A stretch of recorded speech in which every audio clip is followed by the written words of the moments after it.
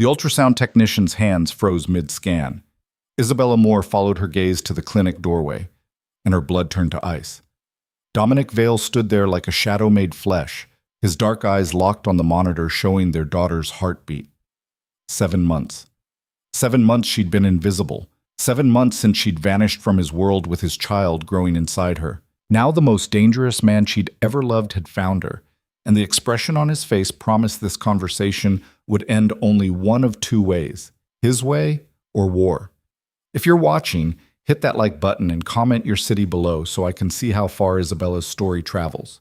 Now let me tell you how a woman who thought she'd escaped her past discovered that some men don't just let you go, especially when you're carrying their future.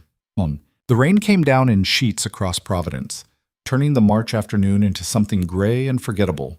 Isabella Moore stood beneath the awning of the Women's Health Clinic, one hand pressed against her swollen belly, the other clutching an umbrella she hadn't bothered to open. 29 weeks pregnant, and she still couldn't shake the habit of scanning every street corner, every parked car, every face that lingered too long in her peripheral vision. 7 months of running had taught her that paranoia wasn't a weakness, it was survival. "Miss Moore?" The receptionist's voice crackled through the intercom mounted beside the clinic entrance. "We're ready for you now." Isabella glanced once more at the quiet street, the coffee shop across the way, the boutique with its spring display, the old church bells tolling 3 o'clock, before stepping inside. The clinic smelled like antiseptic and lavender air freshener, a combination that always made her stomach turn. She signed in with the name she'd been using since October: Isabella Moore. Not Isabella Rossi. Never again Isabella Rossi. That woman had disappeared the night she discovered 2 things. First, that she was pregnant. Second, that the father of her child had just ordered 3 men buried in the Pine Barrens for betraying him. The waiting room was nearly empty. A young couple sat in the corner, the man's hand protective over his girlfriend's barely there bump. An older woman knitted something small and yellow. Isabella chose a seat by the window where she could watch the street and pulled out her phone. A burner she replaced every 6 weeks like clockwork. No messages, no missed calls. Nothing to suggest her carefully constructed invisibility had cracked. She exhaled slowly and let herself sink into the chair. This was her 5th prenatal appointment in Providence, and each one had passed without incident. Maybe she really had done it. Maybe she really had vanished completely from Dominic Vale's world. The thought should have brought comfort. Instead, it carved something hollow in her chest. "Isabella Moore?" A nurse appeared in the doorway, tablet in hand, smile professionally warm. Isabella rose, smoothing down her loose sweater. One of 4 she rotated through, all designed to hide the very specific evidence of her last night with Dominic. She followed the nurse down a hallway decorated with posters about folic acid and car seat safety, into an examination room that looked identical to the last 4 she'd been in. "How are we feeling today?" the nurse asked, pulling on gloves. "Tired," Isabella said truthfully. She was always tired now. Tired from working double shifts at the diner where nobody asked questions. Tired from sleeping in a studio apartment above a bodega where the radiator clanged all night. Tired from the constant vigilance that came with being a ghost. "That's completely normal." The nurse took her blood pressure, frowned slightly at the reading, took it again. "A little elevated. Have you been stressed?"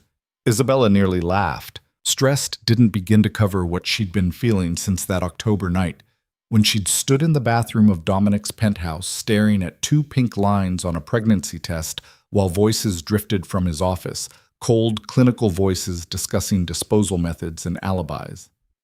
"I'm fine," she said instead. The nurse made a note. "Dr. Chen will be in shortly. We'll do a quick ultrasound, check baby's position, measure your fundal height. Everything's been progressing beautifully so far."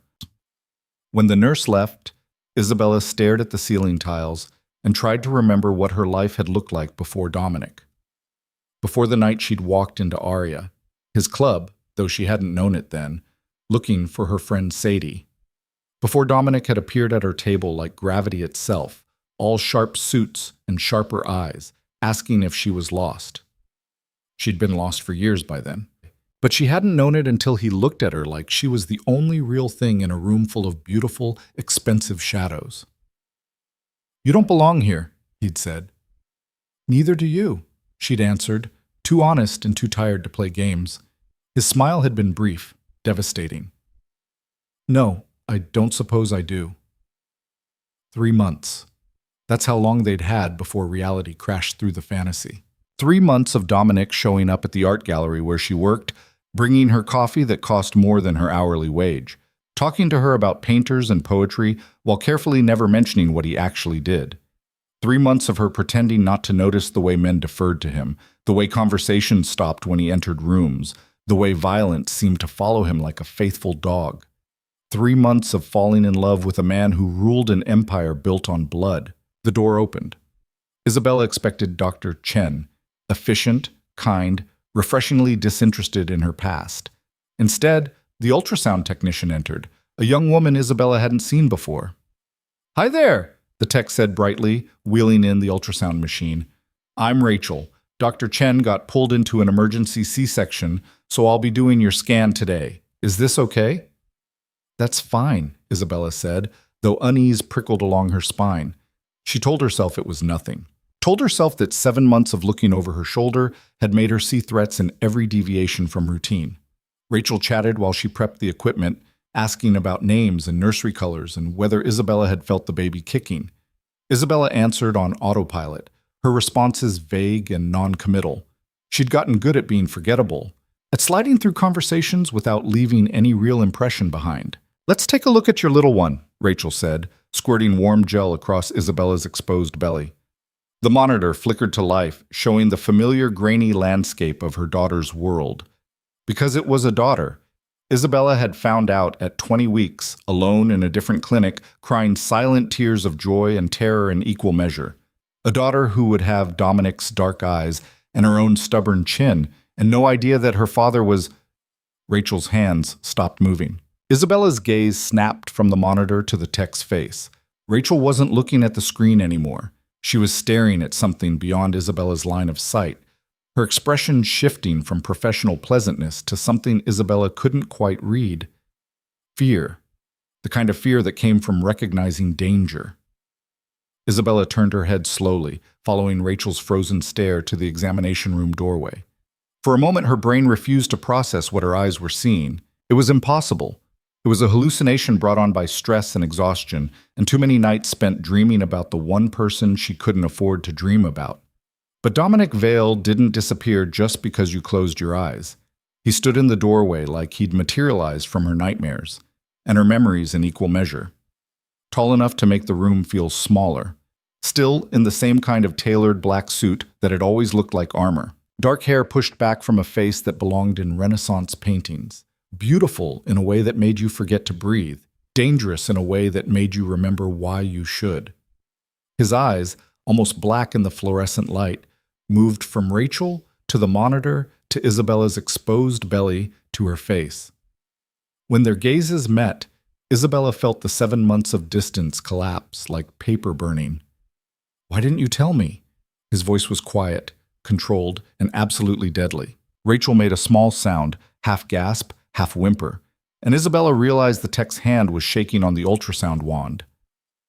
"It's okay," Isabella heard herself say, though nothing about this was okay.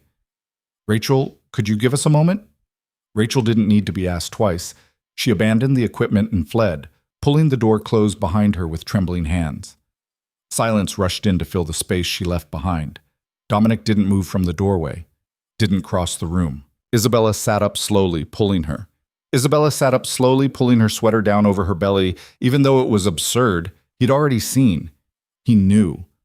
Whatever carefully constructed invisibility she'd built had just shattered completely. "How did you find me?" she asked. "That's your question?" Something flickered across his face. Hurt, maybe, buried beneath layers of control. "I've had people searching for you since October, every city on the East Coast, every clinic, every hospital, every women's shelter. 7 months, Isabella. 7 months I thought you were dead." The use of her real name, her actual name, not the alias she'd been hiding behind, landed like a physical blow. "You weren't supposed to find me," she said quietly. "Clearly."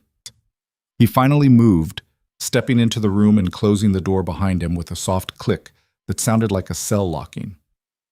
"You changed your name, paid in cash, avoided hospitals. You did everything right." His jaw tightened. But you couldn't change your medical history. And when a woman matching your description showed up at a clinic in Providence claiming to be 29 weeks pregnant with a due date that matched exactly 9 months from the last time He stopped himself. My people are very thorough. Of course they were.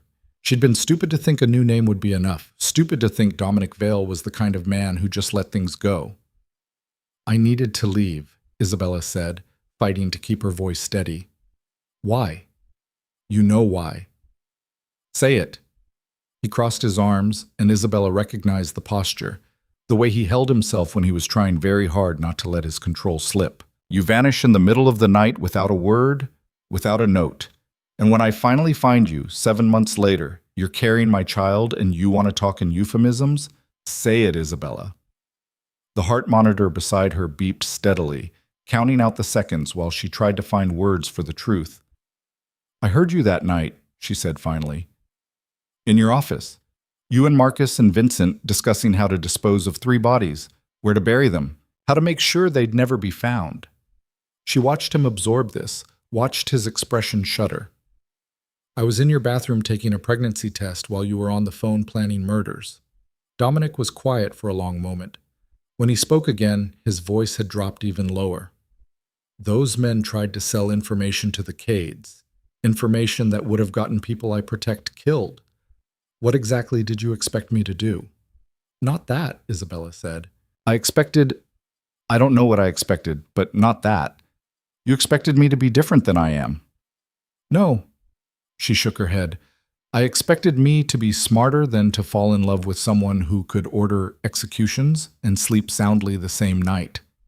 The words hung between them like smoke. Is that what you think? Dominic asked softly. That I sleep soundly?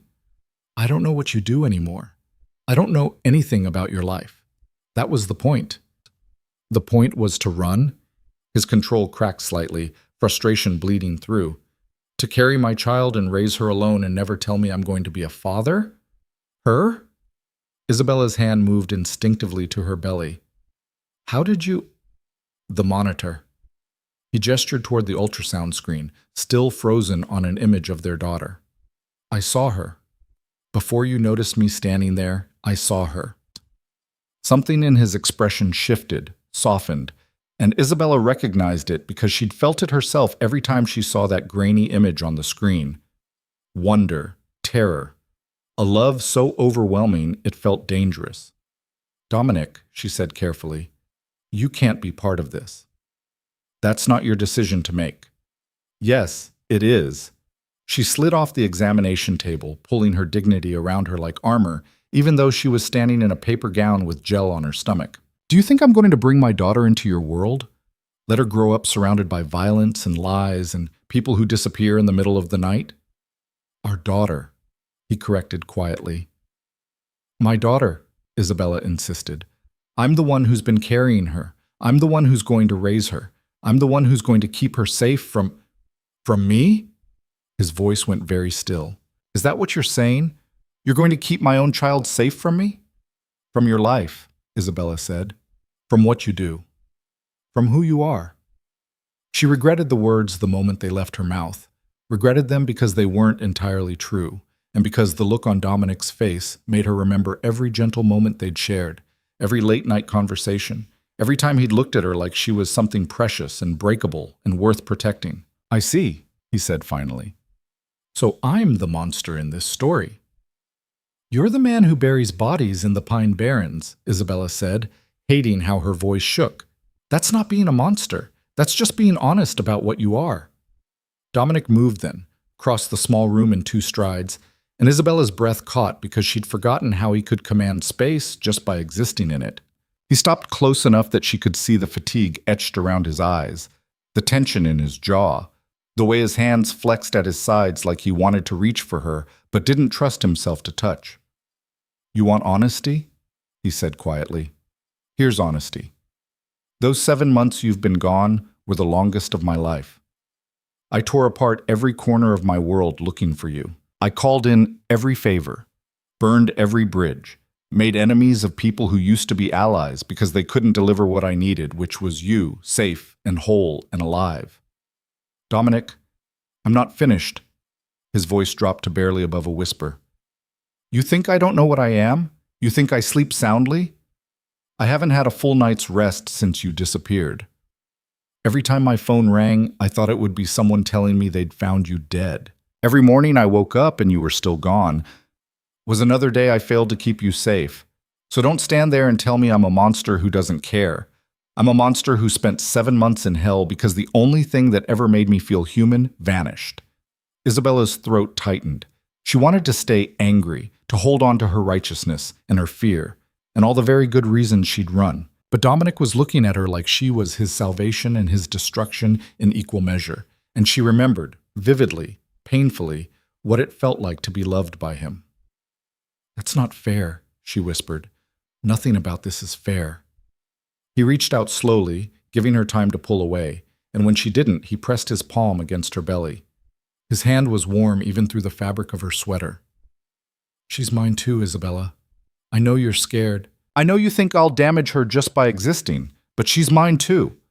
The baby kicked, a strong, definite movement against Dominic's hand, and Isabella watched his expression transform, watched 7 months of searching and suffering crystallize into something that looked like awe. She knows you, Isabella said, despite herself. Does she kick often? All the time, especially at night. Does she have a name? Isabella hesitated. She'd chosen a name weeks ago, whispered it to her belly when she couldn't sleep, written it down in a journal she kept hidden under her mattress.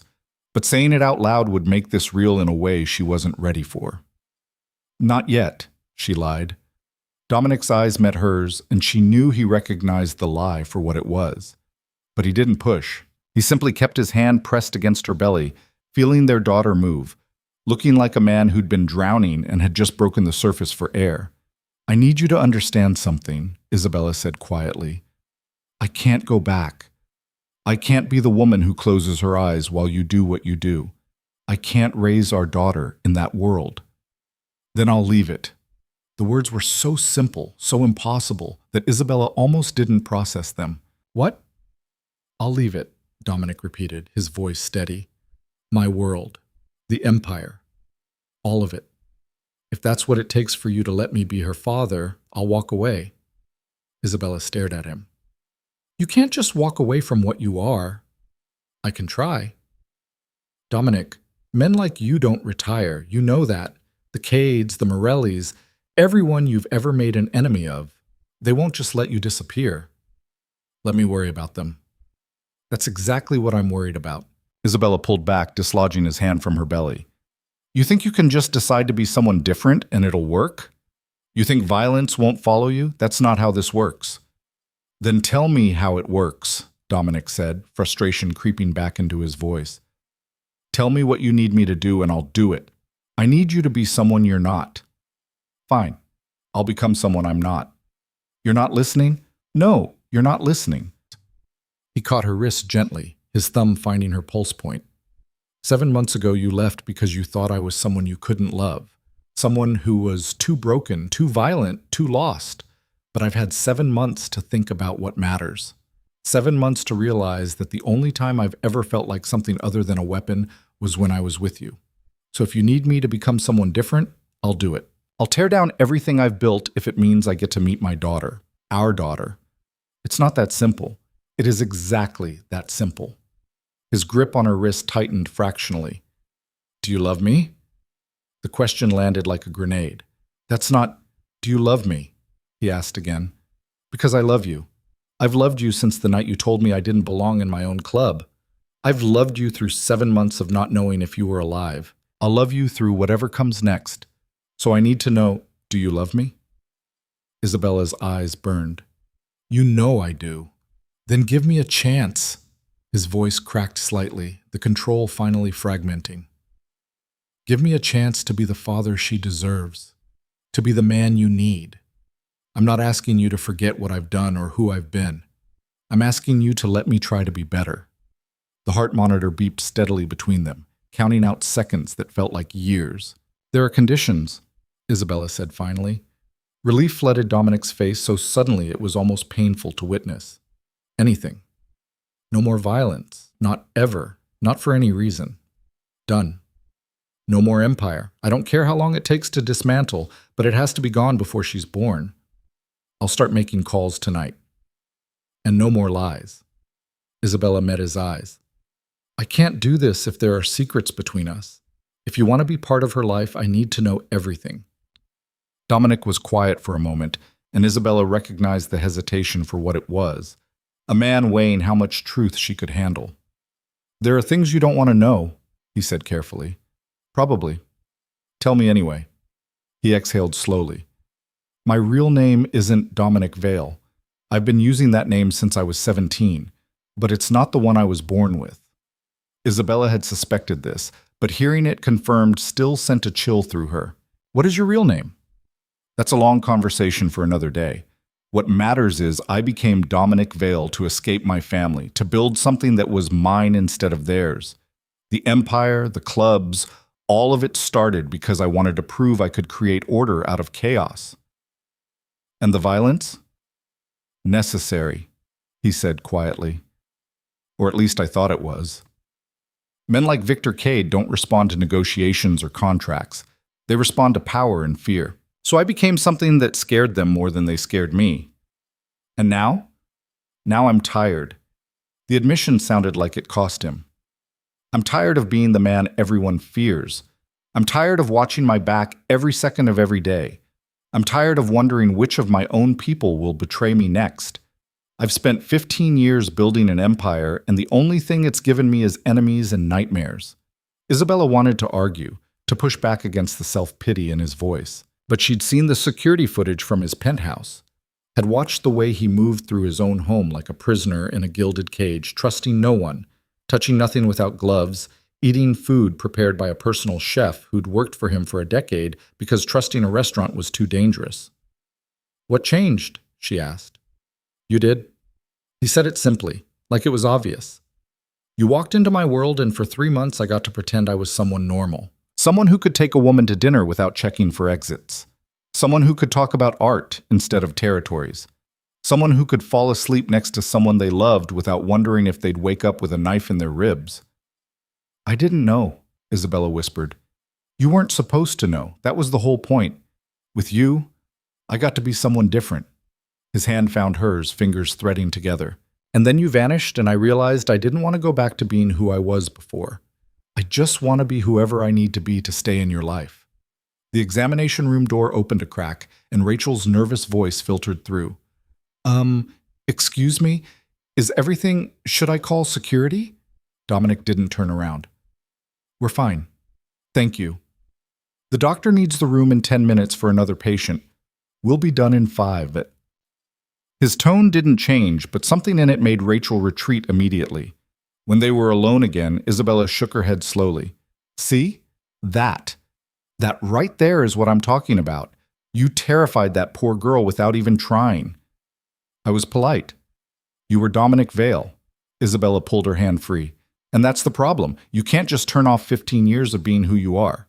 It's in your bones now. The way you move, the way you talk, the way people respond to you. Then I'll learn differently. He caught her hand again, refusing to let her pull away. Isabella, I'm not stupid. I know this won't be easy. I know I can't just flip a switch and become someone safe, but I'm willing to try. I'm willing to do whatever it takes. Just don't shut me out. Don't take my daughter away before I've even had a chance to meet her. His daughter. Their daughter. The baby who was kicking right now against Isabella's ribs, unaware that her entire future was being negotiated in this sterile room that smelled like antiseptic and desperation. 2 weeks, Isabella said finally. Dominic's brow furrowed. What? You have 2 weeks to prove you're serious, to start dismantling your empire, to show me you can really walk away. She laid her free hand on her belly. She's due in 11 weeks. If you want to be there when she's born, you have 2 weeks to convince me you're someone I can trust her with. 2 weeks isn't long enough to... Then you better work fast. Isabella met his eyes. Because if I don't see real change, if I see any sign that you're still playing the game or keeping one foot in your old world, I disappear again. And next time you won't find me. She meant it, every word, and from the look on Dominic's face, he knew she meant it. 2 weeks, he said quietly. I'll make it work. No violence, Isabella reminded him. No violence. No lies. No lies. And Dominic? She squeezed his hand. If Victor Cade or anyone else from your world comes near me or our daughter, I'll know you failed. I'll know you couldn't actually protect us without becoming what you were. And that'll be the end of it. Victor won't touch you, Dominic said, and something cold slid behind his eyes. Something that reminded Isabella exactly who she was bargaining with. I'll make sure of it. Without violence, she pressed. The coldness faded, replaced by frustration and something that might have been fear. You're asking me to fight a war with both hands tied behind my back. I'm asking you to find another way. If you want to be her father, you need to be someone who solves problems without burying people in the Pine Barrens. Dominic was silent for a long moment, his jaw working like he was chewing on arguments he couldn't quite voice. Finally, he nodded slowly. 2 weeks, he said again. I'll show you I can be better. I hope so. Isabella meant it. Despite everything, despite the fear and the running and all the very good reasons she had to keep him at arm's length, she hoped he could become the man he was promising to be. Because the truth was, she'd spent 7 months missing him. 7 months telling herself their daughter was better off without him, while knowing deep down that she was lying. Every child deserved to know their father, even if their father was Dominic Vale. Rachel knocked again, more insistently this time. I'm sorry, but the doctor really needs— We're leaving, Isabella called. She looked at Dominic. I need to get dressed. He nodded and stepped toward the door, then paused with his hand on the handle. Where are you staying? Why? Because if I'm going to prove I can protect you without violence, I need to know where you are. Victor has people everywhere, Isabella. He's been looking for any leverage against me for years. If he finds out about you, he won't? He will. Dominic's voice was flat, certain. You disappeared 7 months ago, and I still found you. Victor's had eyes on me this entire time. He'll have noticed my people searching. He'll have noticed the shift in my priorities. It's only a matter of time before he puts the pieces together, and when he does, you'll handle it without killing anyone, Isabella said firmly. That was the deal. The deal assumes I have time to prepare. Dominic turned back to face her fully. If Victor moves against you while I'm still dismantling everything, I might not be able to protect you the way you want me to. Then dismantle faster. Isabella no. She held up her hand. This is exactly what I'm talking about. You can't even go 5 minutes without defaulting to threat assessment and security protocols. I don't want our daughter growing up in that world. I don't want her learning to check for exits before she can walk or wondering which of Daddy's friends might betray him. I want her to have a normal life. Normal isn't safe. And your version of safe isn't normal. Isabella grabbed her clothes from the chair where she'd left them. 2 weeks, Dominic. Prove you can give us both. She expected him to argue, to push back with all the very logical reasons why his way was the only way that worked. Instead, he simply nodded once and left the room, pulling the door closed behind him with a soft click. Isabella dressed slowly, her hands shaking slightly as she pulled on her jeans and sweater. Through the thin walls, she could hear muffled voices, Dominic talking to someone on the phone, his tone clipped and professional, already making calls, already starting to dismantle his empire, or pretending to. She couldn't afford to trust him yet, couldn't afford to believe that a man like Dominic Vale could really change just because he wanted to. But as she pressed her hand against her belly and felt their daughter kick in response, she couldn't help hoping he'd prove her wrong. The next 2 weeks would determine everything. Isabella stepped out of the clinic into rain that had softened to a drizzle. The street looked exactly as it had when she'd entered 40 minutes earlier. Same coffee shop, same boutique, same church bells now silent in the gray afternoon. But everything had changed. Dominic knew. Dominic had found her. And the careful invisibility she'd constructed over 7 months had collapsed in the space of a single ultrasound appointment. She opened her umbrella and started walking toward the bus stop 3 blocks away, trying to ignore the black sedan idling at the curb, trying to pretend she didn't know exactly who was sitting in the back seat, watching her through tinted windows. Her phone buzzed, the burner she replaced every 6 weeks, the one that had exactly 3 contacts programmed into it. Her landlord, the diner where she worked, and the cab company she used for late shifts. The screen showed an unknown number. She almost didn't answer, almost kept walking and let it go to voicemail. But some instinct made her stop beneath the awning of a closed bookstore and accept the call. You can't just walk home alone. Dominic's voice was quiet, controlled. Not anymore. I've been walking home alone for 7 months. That was before Victor knew to look for you. Isabella glanced at the sedan. She couldn't see through the tinted windows, but she could feel Dominic's gaze like a physical weight. You don't know that he knows anything. I know Victor. A pause. And I know my people have been asking questions all over Providence for the last 2 weeks. Someone will have noticed. Someone will have told him. It's only a matter of time before he starts looking in the same places. Then maybe you should have been more discreet. I was desperate. The admission sounded like it cost him. Let me drive you home. No. Isabella, no, she repeated firmly. You don't get to show up after 7 months and immediately start making decisions about my life. I said 2 weeks. That doesn't mean you get to follow me home on day 1. Silence stretched between them, broken only by the sound of rain pattering against her umbrella. At least let Marcus follow at a distance, Dominic said finally. You won't even know he's there. Who's Marcus? My head of security. He's been with me for 12 years. I trust him with my life. Well, I don't trust him with mine. Isabella started walking again, phone pressed to her ear. This is exactly what I was talking about at the clinic. You can't solve every problem by surrounding it with armed men. I'm not suggesting armed men. I'm suggesting one man, unarmed, who knows how to keep people safe without drawing attention. The answer is still no.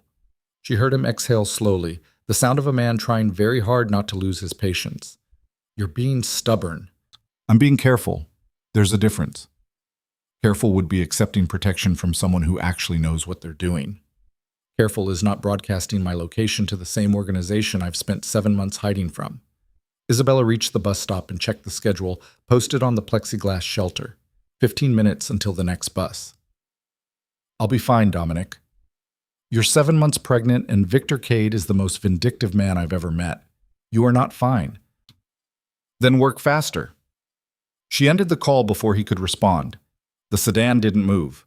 Isabella stood at the bus stop with rain dripping off her umbrella and tried to ignore the knot of anxiety tightening in her chest. She'd meant what she said. Dominic didn't get to just insert himself into her life and start making decisions. But the fear in his voice when he talked about Victor had been real. And Dominic Vale wasn't a man who scared easily. Her phone buzzed again. Different unknown number. She answered without thinking. I said no. Miss Moore? A woman's voice, professional and unfamiliar. This is Dr. Chen's office. I wanted to follow up after your appointment today and make sure everything was all right. Isabella's stomach dropped. I'm fine. The appointment was fine. I understand there was an incident? Rachel mentioned you had a visitor who made her uncomfortable. It was nothing, just a misunderstanding. Our clinic has very strict policies about patient privacy and safety. If someone is making you feel threatened, no one is threatening me, Isabella said quickly. Too quickly. It was just my... She stopped herself before saying boyfriend or ex or any of the other inadequate words that might describe what Dominic was to her. It was someone I know. It's fine. Dr. Chen was quiet for a moment. When she spoke again, her voice was gentler. Ms. Moore, if you're in any kind of danger, there are resources that can help. Shelters, counseling services, legal advocates. I appreciate that, but I'm not in danger. Are you sure? Was she? Isabella watched the black sedan still idling at the curb and tried to separate what she knew from what she feared. Dominic had never hurt her, never even raised his voice at her during their 3 months together. The violence in his world had always been something that happened in the shadows, kept carefully away from her. But 7 months ago, she'd heard him discussing murder like it was a business transaction, and that had been enough to send her running. I'm sure, she said finally. Thank you for checking. She ended the call and immediately another unknown number appeared on her screen. This time she didn't answer, just watched it ring until it went to voicemail, then watched 3 more calls from 3 more unknown numbers cycle through in rapid succession. The message was clear. Dominic had resources she couldn't begin to match. If he wanted to contact her, he'd find a way. The bus arrived in a hiss of hydraulics and diesel fumes. Isabella climbed aboard, fed her fare into the machine, and found a seat near the back where she could watch through the rear window. The black sedan pulled into traffic 3 cars behind the bus. So much for giving her space. Isabella's apartment was a fourth-floor walk-up above a bodega that sold lottery tickets and empanadas. The building was old enough that the stairs creaked and the radiator clanged, but it was cheap and the landlord didn't ask questions, and most importantly, it wasn't anywhere Dominic would have thought to look for her. Except he had looked. He'd found her, and now he knew exactly where she lived. She climbed the stairs slowly, one hand on the railing and the other on her belly. The baby was active today, all knees and elbows and small, insistent kicks that said, "I'm here, I'm real, I'm coming, whether you're ready or not." Isabella wasn't ready. She'd had 7 months to prepare, and she still wasn't ready. The apartment was exactly as she'd left it that morning. Studio layout with a kitchenette along one wall, a bathroom barely large enough to turn around in, and a single window overlooking the bodega's back alley. She'd tried to make it homey with cheap curtains and a rug from the thrift store, but it still looked like what it was, a temporary shelter for someone in hiding. She'd been planning to move before the baby came, find something bigger, somewhere safer, maybe even a place with an actual bedroom. But all of that required money she didn't have and a stability she couldn't fake. The diner paid cash under the table, but the tips were terrible, and her shifts had been getting shorter as her pregnancy became harder to hide. Isabella dropped her bag on the futon that served as both couch and bed, then moved to the window. 4 stories down, the black sedan had parked across the street. She couldn't see through the tinted windows, but she knew Dominic was still in there, watching, waiting, making sure she was safe whether she wanted him to or not. Her phone rang again. This time she recognized the number, her boss at the diner. "Hey, Carla." "Izzy, we got a problem." Carla's voice was tight, stressed. "Remember that health inspection I mentioned last week? They just showed up unannounced and they're threatening to shut us down over some bullshit code violation. I need to deal with this and I can't have you on the floor while they're crawling up my ass. Can you take tonight off?" Isabella's chest tightened. She needed every shift she could get. "I can stay out of the way." "It's not about you, honey. It's about not giving these bureaucrats any excuse to screw me over. Take the night. I'll call you when we're clear." The line went dead before Isabella could argue. She stood at the window with her phone in her hand and tried to tell herself it was just bad timing, just an unfortunate coincidence. Except Dominic Vale didn't believe in coincidences, and 7 months of running had taught her not to believe in them either.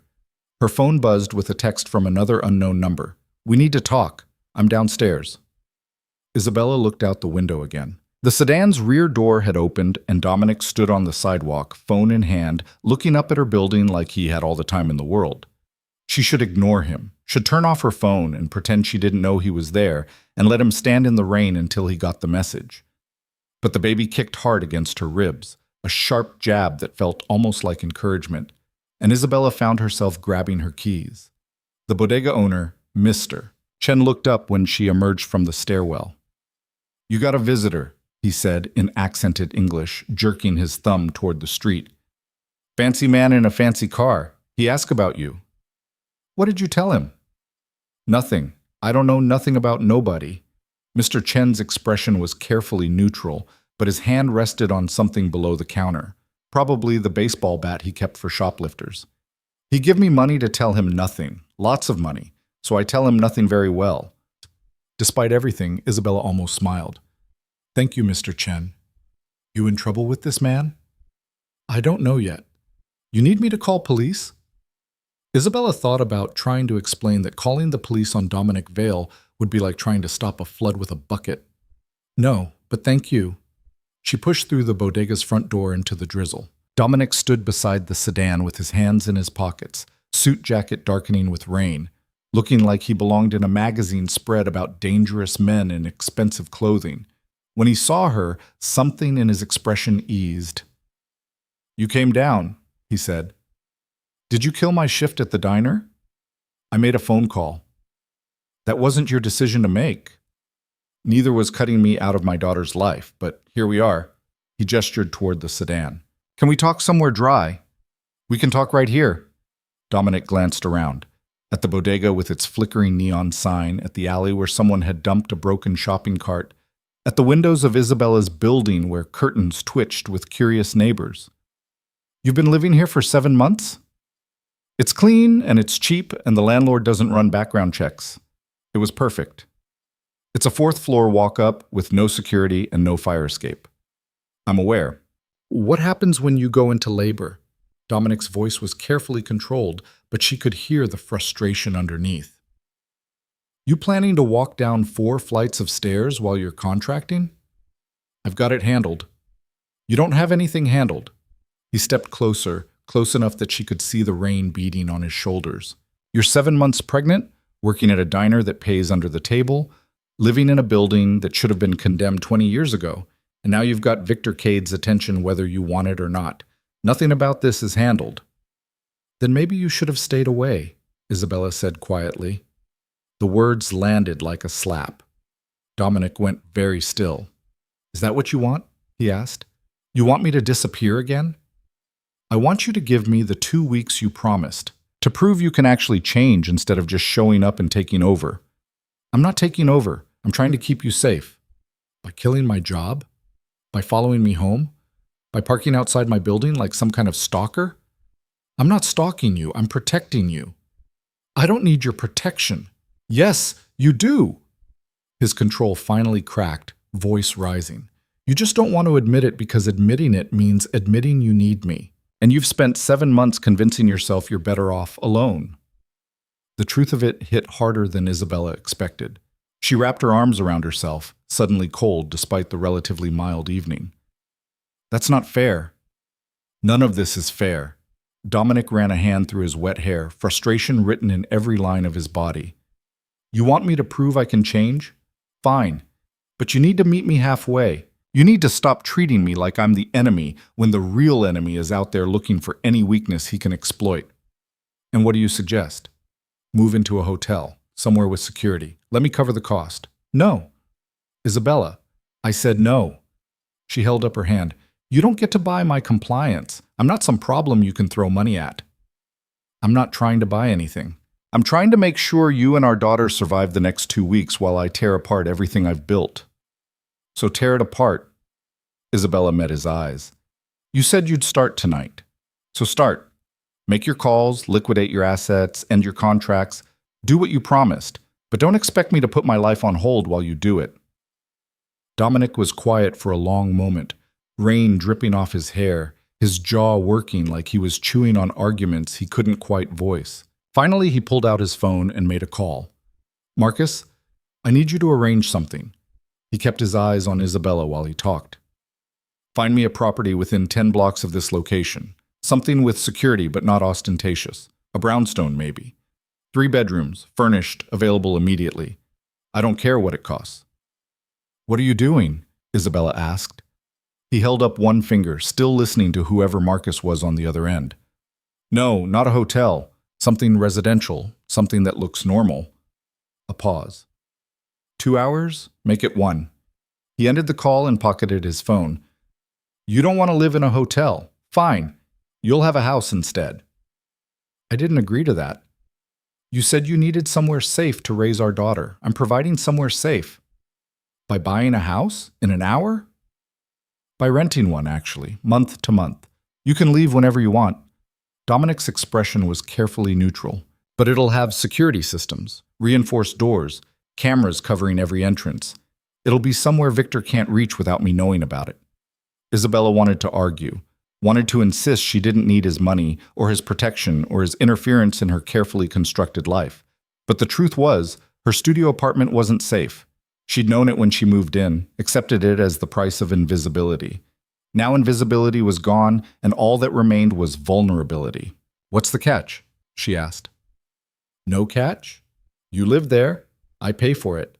The only thing I ask is that you let Marcus install the security systems and give me the access code so I know when someone enters or leaves.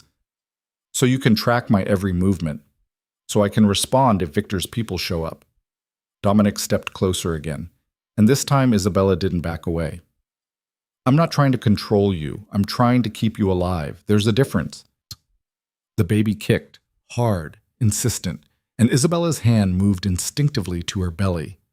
Dominic's eyes followed the movement, something soft and almost vulnerable passing across his face. Does she kick like that often? He asked quietly. All the time. Can I? He gestured toward her belly, uncertain in a way she'd never seen him be uncertain about anything. Isabella hesitated. Letting him touch her again felt dangerous. Felt like opening a door she'd worked hard to keep closed. But he was the baby's father, and he'd asked instead of assuming, and something about the careful hope in his expression made her defenses crack. Okay. Dominic placed his palm against her belly, warm even through her sweater.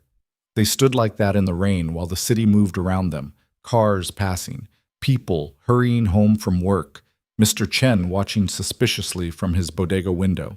The baby kicked directly against Dominic's hand, his breath caught. She's strong.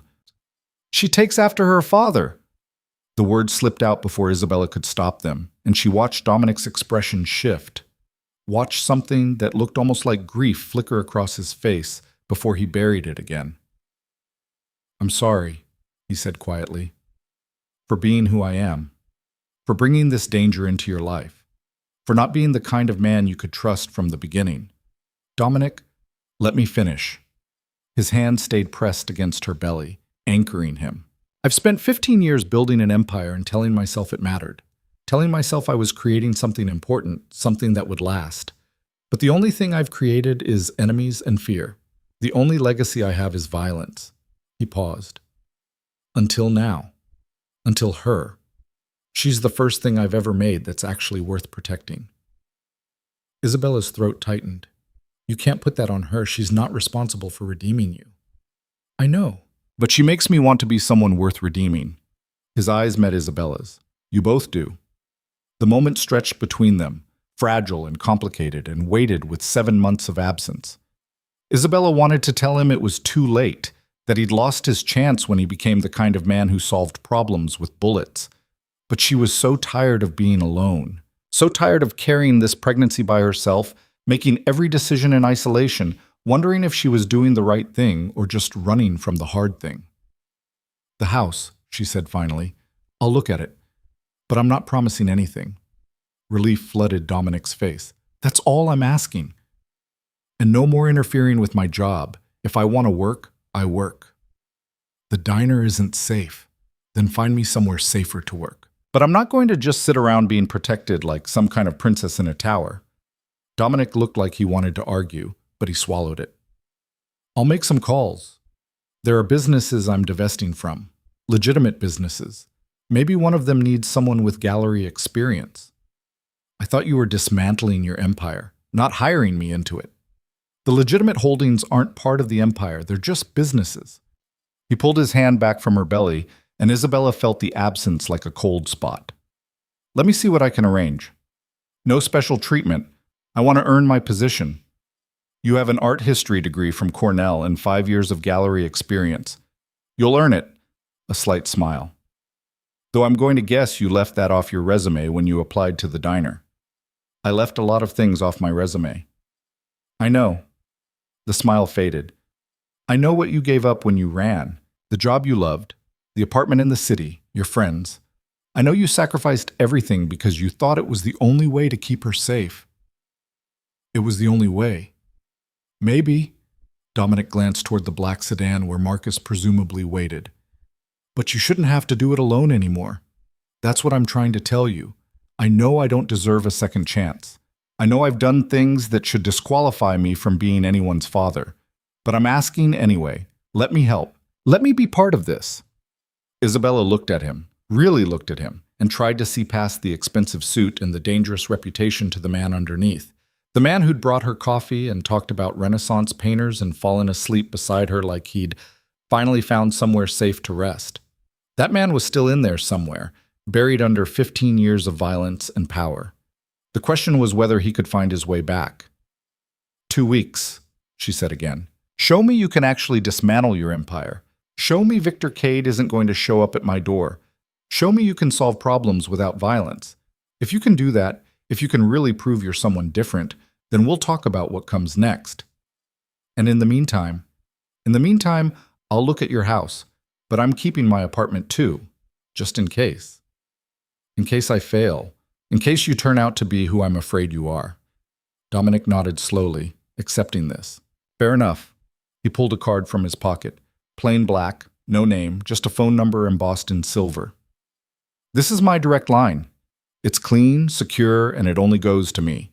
If anything happens, If you see anything suspicious, if you even just feel wrong about something, call me." Isabella took the card. The paper was heavy, expensive. Of course it was. "You really think Victor will come after me?" "I think Victor has been waiting 15 years for me to give him an opening." Dominic's voice went flat, cold. "And a pregnant woman carrying my child? That's the opening he's been dreaming of." "But you'll handle it without violence." "I'll handle it the way you want me to, the way she needs me to." He glanced at Isabella's belly again. "I promise." A promise from Dominic Vale. 7 months ago, Isabella wouldn't have believed he was capable of keeping it. Now, standing in the rain outside her building with their daughter kicking between them, she wanted desperately to believe he could. Her phone buzzed. Text message from an unknown number with an address 10 blocks north. "House is ready. Marcus will meet you there with keys." D. Isabella looked up at Dominic. That was fast. "I don't waste time when it matters." He gestured toward the sedan. "Let me drive you." "I can walk 10 blocks. "Not alone. Not anymore." When she started to argue, he held up his hand. "Please, just this once. Let me drive you to see the house. After that, if you hate it, I'll bring you back here and I won't push again tonight." Isabella wanted to refuse on principle, wanted to maintain her independence and her boundaries and all the careful distance she'd established. But she was tired and wet and her feet hurt and the baby was doing gymnastics against her bladder. "Fine," she said, "but just to see the house." Dominic's smile was brief, genuine. Just to see the house. The sedan's interior smelled like leather and money. Marcus sat in the driver's seat, a man in his 40s with military posture and observant eyes that flicked to Isabella in the rearview mirror before focusing back on the road. He didn't speak, didn't acknowledge her presence beyond a slight nod when Dominic said her name. "Marcus knows to keep his distance," Dominic said quietly as they pulled into traffic. "He's there for security, not surveillance." "What's the difference?" "Security means he'll stop anyone who tries to hurt you. Surveillance means he'd report your every movement back to me." Dominic's expression was serious. "I'm giving you privacy, Isabella, even though every instinct I have says that's a mistake." "Why?" "Because you asked for it. Because trust has to start somewhere." He looked out the window at the city passing by. "And because if I can't prove I'm different than who I was, then I don't deserve to be her father anyway." The house was a brownstone on a quiet street lined with trees that would be beautiful once spring really settled in. 3 stories, bay windows, a small front garden with a wrought iron fence. It looked like the kind of place where young professionals lived, where families pushed strollers and walked dogs and complained about property taxes. It looked normal. Marcus had the door open before they reached the front steps.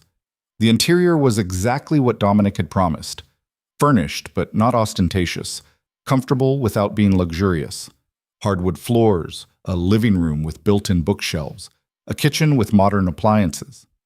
Upstairs there were 3 bedrooms, including one that was clearly meant to be a nursery. Isabella stood in the doorway of that room and felt her careful control start to crack. Someone had already set up a crib, white wood, gender-neutral, with a mobile of stars and moons hanging above it. There was a changing table, a rocking chair by the window, shelves waiting to be filled with books and toys and all the small necessities of a life she'd been too afraid to prepare for. "I didn't ask them to do that," Dominic said from behind her. "The nursery, that was Marcus's initiative. It's too much. It's what she'll need." Isabella turned to face him. "You can't just buy your way into being a father." "I'm not trying to buy anything. I'm trying to give my daughter somewhere safe to come home to." He stepped into the room, running his hand along the crib's railing. "When I was growing up, I never had that. Never had a place that felt permanent or safe, or mine. I don't want that for her. I want her to have everything I didn't. She needs a father more than she needs furniture." "Then let me be both." Dominic met her eyes across the crib. "Move in here, let me prove I can do this right. Let me show you I can be the man you need me to be." Isabella wanted to say yes, wanted to accept this beautiful house and this beautiful promise, and let herself believe that Dominic Vale could really transform himself through sheer force of will. But she'd spent 7 months learning to trust her instincts, and her instincts said that men like Dominic didn't change. They just found new ways to control the narrative. "I'll think about it," she said finally. Disappointment flashed across his face, quickly buried. How long? As long as I need. She moved past him toward the stairs. You said 2 weeks to prove yourself. That goes both ways. You prove you can dismantle your empire. I'll prove I can trust you. And in the meantime? In the meantime, we see what happens. The warehouse on the east side of the city had been empty for 3 years, ever since the textile company that owned it went bankrupt. Now it served as neutral ground, one of the few places in the city where men like Dominic Vale and Victor Cade could meet without starting a war. Dominic arrived alone, as agreed. No security detail, no weapons. Just him and the evidence that would either end this peacefully or cost him everything. The spring rain had turned to sleet, tapping against the warehouse's metal roof like impatient fingers.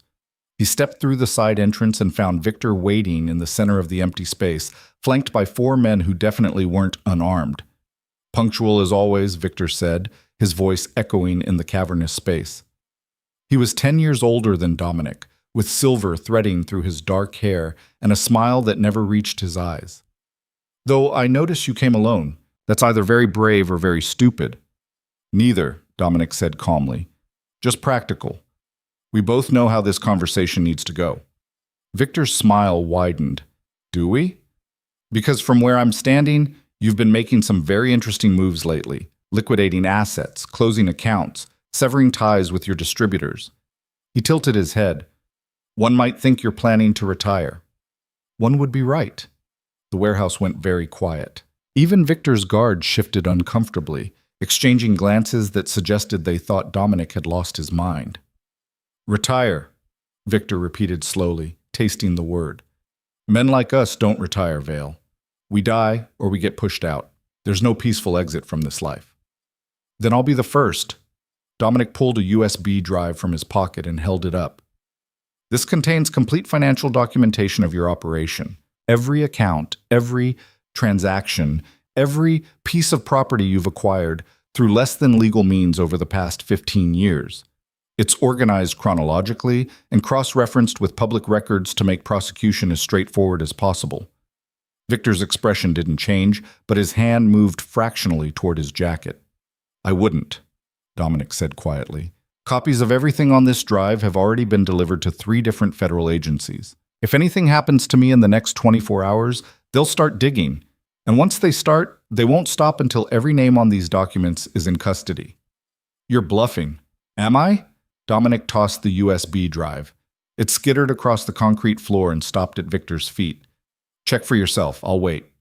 Victor stared at the drive like it might explode, then gestured to one of his men. The guard retrieved it and produced a laptop, plugging in the drive with hands that weren't quite steady. The minutes stretched out while the guard scrolled through files, his face growing progressively paler. Finally, he looked up at Victor and gave a small, tight nod.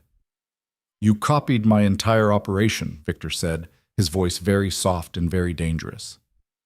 How? Does it matter? Dominic shrugged.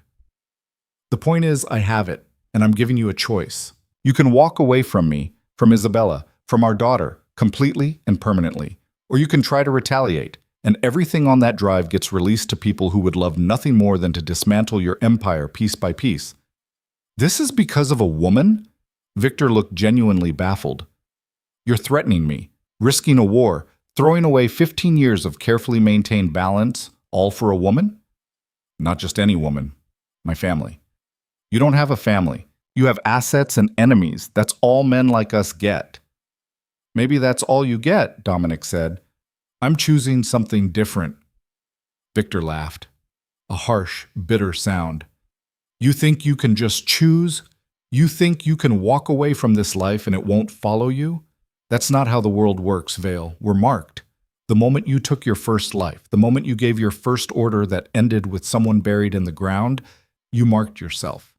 You can't wash that off. I know. The admission cost Dominic more than he'd expected. I know I can't erase what I've done, but I can stop doing it. I can become someone different going forward. For her, Victor said flatly. For my daughter. Dominic met his eyes. She deserves better than a father who solves problems with violence. She deserves someone who can teach her that there are other ways to be strong. And if that means burning every bridge I've built, so be it. Victor was silent for a long moment, studying Dominic like he was a puzzle that didn't quite make sense.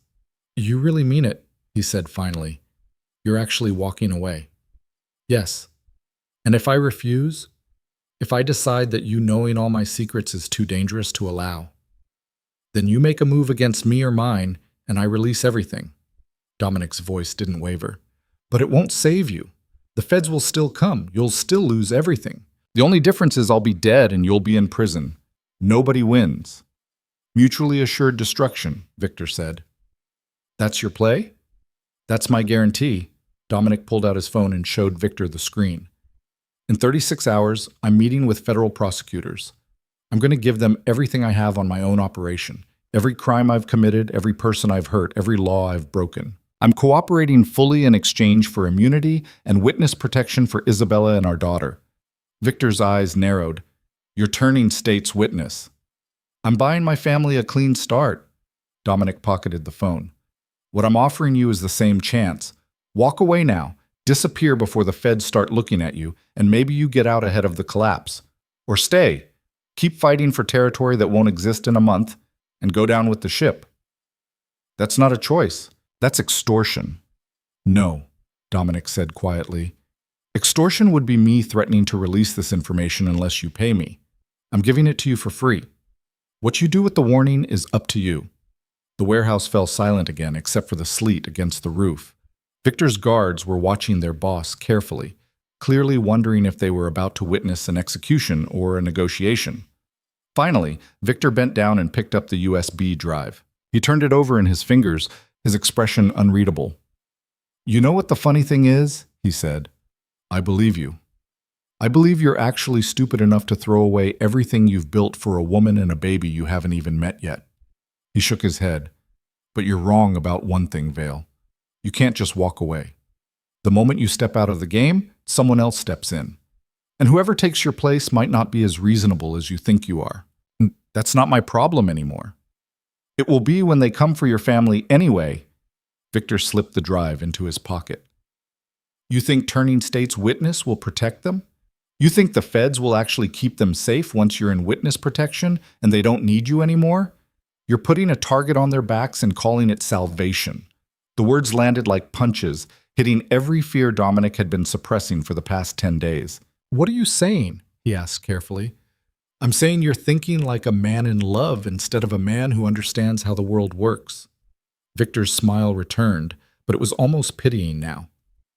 The feds will take your testimony, use it to prosecute whoever they can reach, and then they'll forget about you. And when you're in some suburb in Nebraska with a new name and a new life, someone who doesn't care about your deal with the government will remember that Dominic Vale had a weakness, and they'll exploit it. Not if no one knows where we are. Everyone always knows eventually. Victor gestured around the empty warehouse. This world we built, it's got long arms and longer memories. You can run to the other side of the country and someone will still find you. That's just reality. Dominic forced himself to breathe evenly, to not let Victor see how deeply the words were cutting. Because Victor was right, at least partially. Witness protection wasn't perfect. People still got found, families still got hurt. But what was the alternative? Stay in the life and guarantee Isabella would never let him near their daughter? I'll take my chances, Dominic said. Victor laughed. Of course you will, because you're in love and that makes men do stupid things. He turned to leave, then paused. For what it's worth, Vale, I hope it works. I hope you get your quiet life and your daughter and your redemption. I really do. But hope doesn't stop bullets. Victor looked back over his shoulder. You've made a lot of enemies over the years. I'm not the only one who'd love to see you brought down. And once word gets out that you've gone soft, that you're cooperating with the feds, that you've got a family you'd do anything to protect. He shrugged. You better pray your witness protection is better than most. He walked away then, his guards falling into formation around him. The warehouse door clanged shut, leaving Dominic alone in the empty space with nothing but the sound of sleet and his own racing thoughts. He pulled out his phone and dialed Marcus. It's done, he said when his oldest friend answered. Victor knows everything. And? Marcus's voice was tight with tension. And he's walking away. He might warn his own people, might disappear before the feds come knocking, but he won't move against Isabella. You sure about that? As sure as I can be. Dominic leaned against a concrete pillar and closed his eyes. How's the safe house? Secure. 3 guards on rotation, all people we've worked with for years. Isabella's not happy about the security, but she hasn't tried to run. Yet, Dominic muttered. Yet, Marcus agreed. Dom, are you sure about this federal cooperation thing? Once you start talking, there's no taking it back. I know. You'll be burning every bridge, every contact, every ally, every person who ever helped you build this. They'll all become targets or enemies. I know, Dominic said again. And you're okay with that? Dominic thought about Isabella's face when she'd asked him to prove he could change. Thought about the ultrasound image of his daughter, so small and perfect and completely dependent on him making the right choice. I'm okay with it, he said finally. What I'm not okay with is the alternative. Marcus was quiet for a moment. She must be something special. She is. Special enough to die for? Special enough to live for, Dominic corrected. That's the whole point, Marcus. I'm tired of being the man who's only good at destroying things. I want to be someone who builds something that lasts. Then I hope you know what you're doing, Marcus sighed. The paperwork's almost done. Everything's liquidated or transferred. By this time next week, the Empire will be gone. Just ashes and memories. Good. Dominic pushed off from the pillar and headed for the exit. Anything else I need to know? Yeah, actually. The Moretti sent a message. They want to meet. Dominic's hand froze on the door handle. When? Tonight. Neutral location. They say they just want to talk. And you believe them? Not even a little bit. Marcus's tone was grim. But I think we have to take the meeting anyway. If they're reaching out, it means they've heard something. Better to know what they know than let them make moves in the dark. Set it up, Dominic said, but make it public. Somewhere with witnesses. Already done. Giuseppe's restaurant, 8 o'clock. Plenty of cameras, plenty of civilians. If they try anything, they'll have 100 witnesses. I'll be there. Dominic ended the call and stepped out into the sleet. His car was parked 3 blocks away. Another security precaution from a life he was supposedly leaving behind. Old habits, he thought grimly, died hard. The meeting with the Morettis turned out to be worse than he'd expected. Giuseppe's was a family-owned Italian restaurant in the North End, the kind of place where everyone knew everyone and strangers got noticed immediately. Dominic arrived exactly on time and found Anthony Moretti already seated in a booth near the back, flanked by his younger brother Leo. Anthony was 63, heavy-set, with the kind of face that could shift from grandfatherly warmth to cold menace in a heartbeat. He'd run the Moretti family for 30 years, longer than Dominic had been alive, and he commanded respect through a combination of brutal efficiency and genuine loyalty to his people. Dominic, Anthony said warmly, gesturing to the empty seat across from him, thank you for meeting us. Anthony, Leo. Dominic slid into the booth, keeping his back to the wall and his eyes on both brothers. What's this about?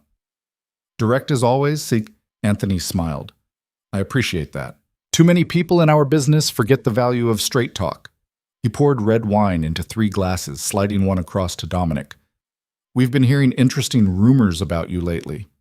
I'm sure you have. Liquidating assets, closing operations, meeting with federal prosecutors. Anthony's smile didn't waver. You're retiring. It wasn't a question, but Dominic answered anyway. Yes. Leo leaned forward, his expression hostile. Just like that?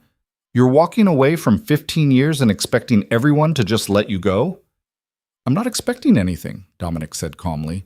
I'm informing you as a courtesy. A courtesy? Leo's voice rose slightly. You built your empire by stepping on our territory, cutting into our operations, taking our people. And now you want to just walk away like none of that matters. Leo, Anthony said quietly, and his younger brother fell silent immediately. Anthony turned back to Dominic. My brother raises a good point, though perhaps not as diplomatically as he should. You've been a thorn in our side for years, Dominic. You've cost us money, territory, respect. Now you want to leave, and that creates a problem. What kind of problem? The kind where your former territory becomes contested ground. Anthony sipped his wine thoughtfully. The moment you step aside, a dozen different groups will move in trying to claim what was yours. That means violence, war, instability, things we've all worked very hard to avoid. Dominic saw where this was going, and you want me to hand it over to you instead. It would be the sensible solution. Anthony spread his hands. We're the natural choice. We have the infrastructure, the people, the experience. Let us absorb your operations peacefully, and everyone walks away happy. Except I'm dismantling my operations, not handing them over. Which is wasteful and stupid, Leo interjected. You've built something valuable. Why destroy it? Because it's built on blood, Dominic said quietly, and I'm done adding to the body count. The table fell silent. Even the ambient noise of the restaurant seemed to fade as Anthony studied Dominic with eyes that had seen everything the world had to offer and found most of it wanting. You've changed, Anthony said finally. The Dominic Vale I knew 6 months ago wouldn't have said that. Wouldn't have even thought it. What happened? Dominic considered lying, deflecting, keeping his private life private. But Isabella's words echoed in his head. No more lies. I'm going to be a father, he said simply. Anthony's eyebrows rose. Leo looked genuinely shocked. A father, Anthony repeated.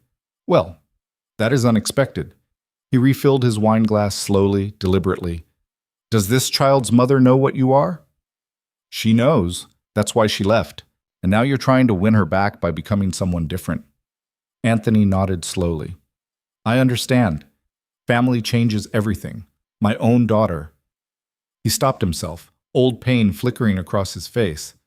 Family is what matters in the end. Money, power, respect. None of it means anything when you're lying in a hospital bed and you realize the people you love won't come see you because of what you've done. I'm sorry about Maria, Dominic said, meaning it. Anthony's daughter had cut ties with her father 5 years ago after learning the truth about the family business. She'd changed her name, moved across the country, refused all contact. It was an open wound that had never healed. Don't be sorry, Anthony said quietly. Be smart. Learn from my mistakes. He leaned back in the booth. Here's what I'm going to do. I'm going to let you walk away. No retaliation, no claims on your territory, no attempts to prevent your retirement. You have my word. Dominic waited for the other shoe to drop. In exchange, Anthony continued, you're going to give me everything you have on Victor Cade. I've already given that to the feds. I know. I'm asking for a copy before you do. Anthony's smile turned sharp. Victor's been expanding aggressively into territories that should be neutral. He's getting bold, taking risks, making enemies. I want him gone, but I want him gone quietly. If you give me what you have on him, I can make that happen without it turning into a war. And the feds? Dominic asked. We'll get their evidence, just not all of it. Anthony shrugged. There's enough to prosecute him either way. I'm just asking for the chance to handle it internally first. It was a dangerous offer. Copying federal evidence for a crime family wasn't just illegal. It was the kind of thing that could invalidate Dominic's entire cooperation agreement. Tomorrow night, Anthony replied. After tomorrow night, Anthony replied.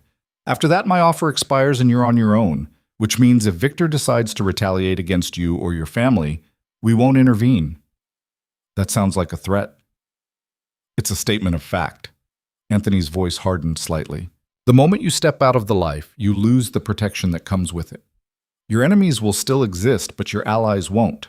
So yes, if Victor comes after your woman or your child and you've rejected my help, we'll do what we've always done. Stay out of it and wait to see who wins. Dominic's jaw tightened. I don't respond well to pressure, Anthony. I'm not pressuring you. I'm explaining reality.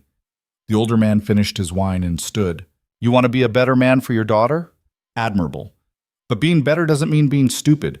Take the help I'm offering. Protect your family the smart way. He left then, Leo following behind him like a shadow. Dominic sat alone in the booth, staring at his untouched wine and trying to figure out which choice would cost him less. His phone buzzed. A text from Isabella. Are you coming to the safe house tonight? He typed back, yes, few hours. Her response was immediate. She's kicking again. Thought you'd want to know. Something in Dominic's chest loosened. He typed, save some for me. added a heart emoji, he would have mocked himself for using 6 months ago and left the restaurant. The safe house was in a quiet suburb 40 minutes outside the city, the kind of neighborhood where people mowed their lawns on Saturdays and knew their neighbors' names. It was as far from Dominic's world as possible, which was exactly the point. Marcus met him at the door looking exhausted. "She tried to leave twice today," Marcus said without preamble. Dominic closed his eyes briefly. "What happened?" "First time, she got as far as the driveway before James stopped her, said she was going to the drugstore. Second time, she climbed out a window and made it 3 blocks before we caught up." Marcus rubbed his face. "Dom, she's not a prisoner, but she's not treating this like protection either. She thinks we're controlling her." "Where's she now?" "Living room, reading." Marcus hesitated. "She asked about you, asked if you were really going through with everything, or if this was all just theater to get her to trust you." "What did you tell her?" "That you're the most stubborn bastard I've ever met, and when you commit to something, you commit completely." Marcus managed a tired smile. "Also that I've never seen you like this over anyone, so she must be special." "Did it help?" "She threw a book at me." Dominic couldn't help the small laugh that escaped. "Sounds about right."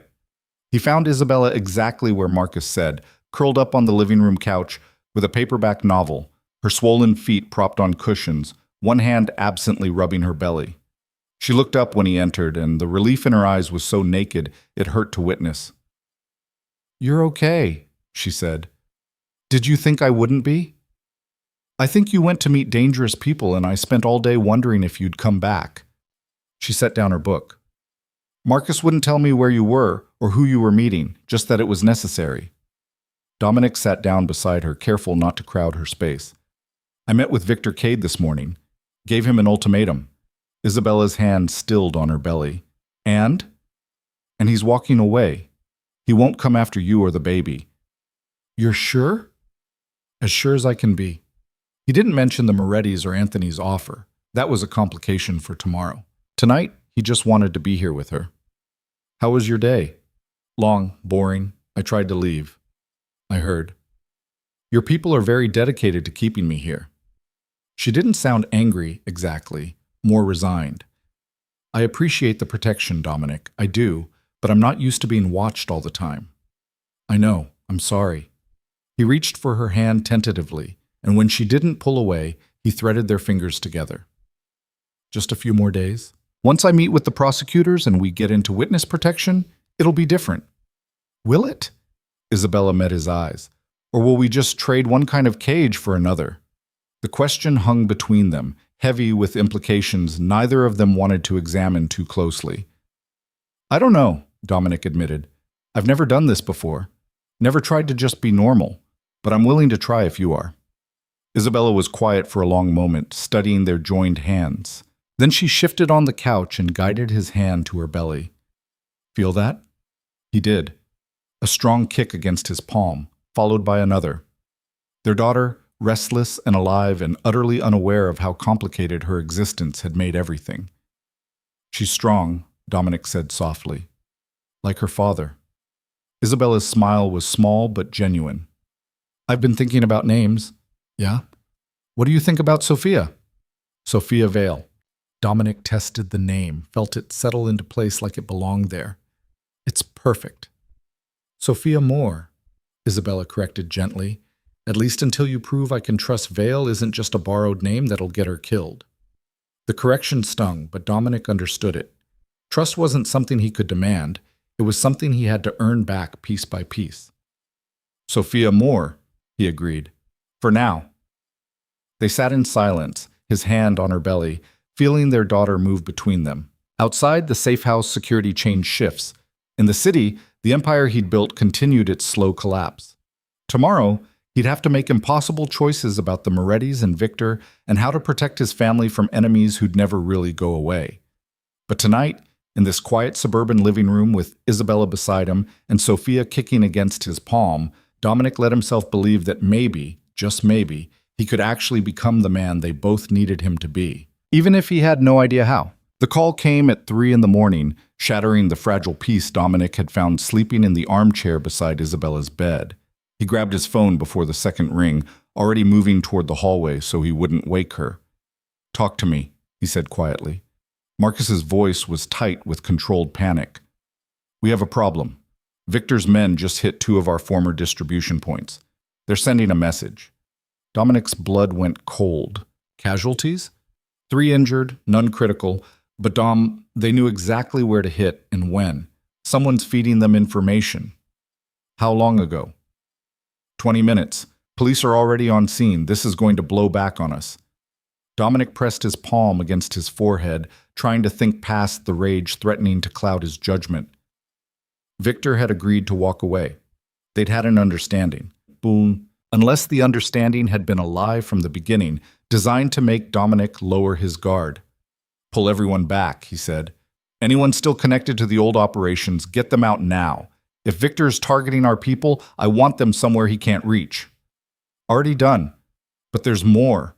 Marcus hesitated. "The Moretti's called. Anthony wants an answer about his offer. He's saying the attacks tonight prove you need his help." "Convenient timing." "That's what I thought." Marcus's tone darkened. "You think he orchestrated this, made Victor hit us so we'd come crawling back?" "I don't know what to think anymore." Dominic glanced back toward the bedroom where Isabella slept, unaware that the violence he'd promised to leave behind was creeping back into their lives. "Set up a meeting with Anthony. Tomorrow afternoon. Public location again." "You sure that's smart? Every time you meet with these people, something goes wrong." "Everything's already wrong, Marcus. I'm just trying to minimize the damage." He ended the call and stood in the dark hallway, trying to figure out how to tell Isabella that his 2-week deadline was about to become meaningless. That despite everything he'd promised, despite dismantling his empire piece by piece, the violence was finding them anyway. The bedroom door opened behind him. Isabella stood in the doorway wearing one of his old shirts, her hand pressed against her lower back, her face drawn with exhaustion that went beyond physical tiredness. "What happened?" she asked. Dominic considered lying, considered telling her it was nothing, just business being finalized, nothing to worry about. But he'd promised no more lies, and that promise was one of the few things he had left that meant anything. "Victor attacked 2 of my former locations tonight," he said quietly. 3 people got hurt." Isabella's hand moved to her belly instinctively, a gesture of protection that cut Dominic deeper than any accusation could have. "You said he agreed to walk away." "I thought he did." "But you weren't sure." It wasn't a question. "When you came back yesterday and told me everything was fine, you weren't actually sure." "I was as sure as I could be," Dominic said. In my former world, agreements don't come with guarantees. They come with calculated risks. And you calculated wrong." The words landed like stones. Dominic wanted to defend himself, to explain that Victor breaking his word wasn't something he could have predicted, that some things were beyond even his control. But Isabella's expression stopped him. She didn't look angry. She looked tired and scared and like she was watching everything she'd hoped for crumble in real time. "I need you to be honest with me," she said quietly. "Not the version of honest where you tell me what you think I can handle. The actual truth. Can you protect us without becoming what you were?" Dominic opened his mouth to say yes, to promise he could keep her safe while staying on the side of the angels. But the lie wouldn't come. Not when she was looking at him like that, not when their daughter was moving beneath her hand, not when everything he'd built in the past 2 weeks hung in the balance. "I don't know," he admitted. 6 months ago, I would have already retaliated, would have hit Victor twice as hard as he hit me, would have made sure everyone knew what happened when you broke an agreement with Dominic Vale." He shook his head. "But that's exactly who I'm trying not to be anymore. So I don't know, Isabella. I don't know if I can keep you safe the way you want me to." She was quiet for a long moment, one hand still on her belly, the other braced against the doorframe like she needed the support. Then she said, "What are you going to do?" "Meet with Anthony Moretti tomorrow. See if his offer of help is genuine or if this is all just chess moves I'm not smart enough to see coming. And if it's not genuine? Then I go to the federal prosecutors early, give them everything I have, and hope they can protect us better than I can." Isabella's laugh was bitter. "You really believe that? You think the government's going to care about keeping us safe once they have what they want from you?" "It's better than the alternative." "Which is what?" Going back to being the man who buries bodies? Her voice cracked slightly. Because I can't do that, Dominic.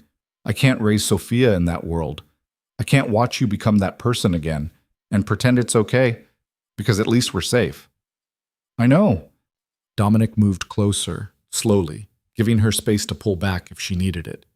I know what I promised you, and I'm trying, Isabella. I'm trying so hard to be someone different, but I also can't just ignore threats against you and our daughter. There has to be a middle ground somewhere between who I was and who you need me to be. Maybe there isn't, Isabella whispered. Maybe some people are just too broken to fix. The words hit like a physical blow. Dominic felt something crack inside his chest, felt the careful hope he'd been building for 2 weeks start to crumble. Is that what you think? He asked quietly. That I'm too broken? I think you're trying. Isabella's eyes were bright with unshed tears. I think you want to change, but I also think the world you built won't let you. Every time you try to step away, it pulls you back. And eventually, you're going to have to choose between protecting us the only way you know how or becoming someone you're not sure you can be. I choose you, Dominic said immediately. I choose Sophia, whatever it takes. Even if it means letting us go? The question hung between them like a blade. Dominic wanted to say no, wanted to refuse even the possibility of a world where he wasn't part of their lives. But Isabella was looking at him with an expression that was almost pleading, like she was begging him to understand something he couldn't quite grasp. If keeping you safe means walking away completely, he said slowly, if it means disappearing from your lives so Victor and the Morettis and everyone else have no reason to target you. His throat tightened. Then yes, even that.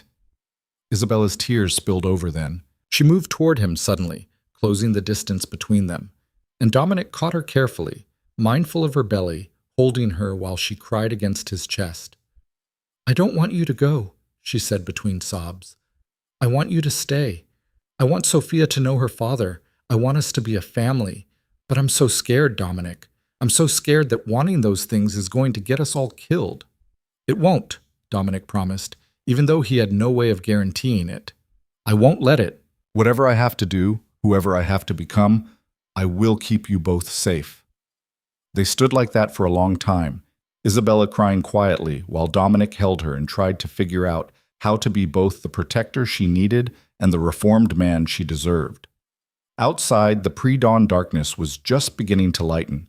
In a few hours, he'd meet with Anthony and try to navigate whatever game the Morettis were playing. After that, he'd go to the federal prosecutors and burn the rest of his bridges. And somehow, in between all of that, he had to find a way to end this without becoming the monster he'd spent 2 weeks trying to leave behind. The meeting with Anthony Moretti took place in a park this time, which was either a sign of good faith or an excellent location for an ambush. Dominic arrived with Marcus and 2 other men he trusted, though trust was becoming an increasingly relative term. Anthony was already there, feeding pigeons near a fountain, looking like someone's kindly grandfather rather than the head of a crime family. He smiled when he saw Dominic approaching. Beautiful morning, Anthony said conversationally. My wife loves this park, says it reminds her of Italy. Let's skip the pleasantries, Dominic said. Did you orchestrate the attacks last night? Anthony's smile didn't falter, but something cold flickered in his eyes. You think I'd waste my time hitting abandoned distribution points just to make a point? Give me more credit, Dominic. Then Victor did it on his own. Victor did exactly what I told you he'd do. Anthony scattered more birdseed. He's volatile, unpredictable, and he doesn't respect agreements unless they benefit him immediately. That's why I'm offering to handle him for you. In exchange for information you shouldn't have. In exchange for ensuring your family's safety. Anthony turned to face him fully. Let me be very clear about something. I don't particularly care about you, Dominic. You've been a competitor and occasionally an irritation, but we've coexisted well enough. What I care about is stability. Victor threatens that stability. You leaving the business threatens it more. So I'm proposing a solution that solves both problems. By eliminating Victor. By encouraging him to retire somewhere far away where he can't cause any more trouble. Anthony's smile turned sharp. Whether that retirement is voluntary or permanent is up to him. Dominic studied the older man, trying to read between the lines. And my cooperation with the feds? You're not worried about what I might tell them about you? Should I be? Anthony raised an eyebrow. We've never done business directly, Dominic. Our territories barely overlapped. Whatever you tell the prosecutors about me will be hearsay at best. No, I'm not worried about your testimony. I'm offering you a deal because it benefits both of us. It was logical, rational, and exactly the kind of arrangement Dominic would have jumped at 6 months ago. But 6 months ago, he hadn't been trying to become someone different. 6 months ago, he hadn't been standing in the middle of a choice between protecting his family the way he knew how and protecting his soul the way Isabella needed him to. I need guarantees, Dominic said finally, such as that Victor doesn't just disappear, that whatever you do to handle him, it doesn't come back on me or my family, that you're not just saying what I want to hear to get information you can use against me later. Anthony considered this, then nodded slowly. Fair enough. Here's what I can promise. Victor Cade will be out of the picture within 72 hours.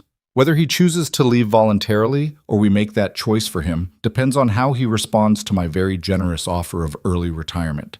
Either way, he won't be a threat to you or yours. And the information I give you will be used exclusively to encourage Victor's departure and will be destroyed afterward. You have my word. The word of a man who runs a criminal empire. Anthony's expression hardened slightly. The word of a man who understands what family means and who's watched his own daughter refuse to speak to him for 5 years because of mistakes he made when she was young. I won't let you make the same mistakes, Dominic. Not if I can help it. There was genuine emotion in Anthony's voice, the kind that couldn't be faked. Dominic thought about Maria Moretti, who'd changed her name and moved to Seattle and built a life as far from her father's world as possible. Thought about Sophia, who wasn't even born yet and already deserved better than a father who solved problems with violence. 72 hours, Dominic said. If Victor's not handled by then, I go to the prosecutors with everything and your window closes. Agreed. Anthony extended his hand. Dominic stared at it for a long moment. Taking Anthony's hand meant accepting help from the world he was trying to leave. It meant compromising on the promises he'd made to Isabella. It meant acknowledging that maybe, just maybe, he couldn't do this alone. But it also meant keeping his family safe.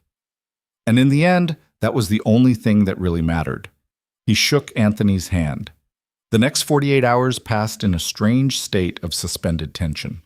Dominic stayed at the safe house, watching Isabella move through her days with increasing discomfort as Sophia grew heavier and the due date crept closer. He helped her with small things, reaching items on high shelves, rubbing her swollen feet, assembling the crib that had been delivered 3 days earlier. They didn't talk about Victor or the Morettis or what might happen in 72 hours. Instead, they talked about Sophia, about whether she'd have Isabella's eyes or Dominic's, about what kind of personality she might have, about how terrifying and wonderful it was going to be when she finally arrived. I never thought I'd be here, Isabella said on the second night, lying in bed with Dominic's hand pressed against her belly. Pregnant, hiding in a safe house, waiting to see if my daughter's father can really leave his old life behind. Regret it? Dominic asked quietly. Every other minute. She turned to look at him, and her smile was sad but genuine. And then she kicks, and I remember that even if everything else is complicated and terrifying, she's worth it. You're worth it. This impossible situation we're in is worth it, because the alternative is never having known you. I don't deserve you. Probably not. Isabella's fingers found his. But you're trying to. That has to count for something. It did count, more than Dominic had words to express. He kissed her forehead and held her while she fell asleep, trying not to think about what would happen if Anthony's plan failed, trying not to imagine a future where Victor came after them anyway, and Dominic had to make the choice between protecting his family the old way or dying while trying to protect them the new way. The call came on the morning of the third day. Not from Anthony, but from Marcus. It's done, Marcus said simply. Victor Cade was arrested by federal agents 2 hours ago. They raided his properties, seized his assets, and found enough evidence to put him away for the rest of his life. He's not making bail. Dominic exhaled slowly, feeling tension he hadn't realized he was carrying drained from his shoulders. Anthony? Nowhere near it. Whatever he did it clean. The feds think they've been building this case for months. There's no connection to the Morettis, no connection to you, just good old-fashioned law enforcement doing their job. And Victor's people? Scattering. Without their boss, the organization's falling apart. No one's looking for revenge or trying to hold territory. They're just trying to disappear before the feds come for them too. It was over. Victor was neutralized. The threat to Isabella and Sophia was gone, and Dominic hadn't had to pull a trigger or give an order or become the man he was trying to leave behind. It should have felt like victory. Instead, it felt like compromise. "There's more," Marcus said carefully. Anthony sent a message. He says you're clear. No debts, no obligations, no expectations. He wishes you luck with your family and suggests you take that witness protection deal sooner rather than later. That's it? That's it. Marcus paused. Dom, I think he really did this as a favor. I think he actually cares about you getting out. Dominic thought about Anthony's face when he'd mentioned his daughter, about the grief and regret that had lived in his eyes, about how helping Dominic escape might be the closest Anthony could come to fixing his own mistakes. Tell him thank you, Dominic said quietly, and tell him I hope he finds a way to talk to Maria someday. Will do. Marcus hesitated again. What about us? What happens to the rest of your people once you're in witness protection? You're all released from any loyalty to me. I've made sure everyone has severance packages, clean breaks from the organization. You can walk away and build something legitimate if you want, or you can find someone else to work for. That's up to you. And if I want to keep working for you? There is no more me to work for, Dominic said. Dominic Vale is disappearing. Whatever name I end up with in witness protection, that person won't have an empire or people or anything except a family to protect. You deserve better than following a ghost, Marcus. His oldest friend was quiet for a long moment. When he spoke again, his voice was rough. Been a hell of a ride, Dom. Yeah, it has. Dominic's throat tightened. Take care of yourself, Marcus. Find something that makes you happy. You've earned it. You too, brother. You too. The call ended, and Dominic sat in the quiet of the safe house living room, trying to process what had just happened. In 72 hours, he'd gone from crime boss to civilian, from Dominic Vale to whoever he'd become in witness protection, from a man with an empire to a man with just a family. It should have felt like loss. Instead, it felt like possibility. Isabella found him an hour later, still sitting in the same spot, staring at nothing. That was Marcus, she said. It wasn't a question. Victor's been arrested. Federal charges. He's not coming after us. Relief flooded Isabella's face so completely that Dominic could actually see the tension leave her body. Victor? Yes. Dominic laced their fingers. Victor? Yes. Dominic laced their fingers together. Everything else? I meet with the prosecutors tomorrow. Give them my testimony.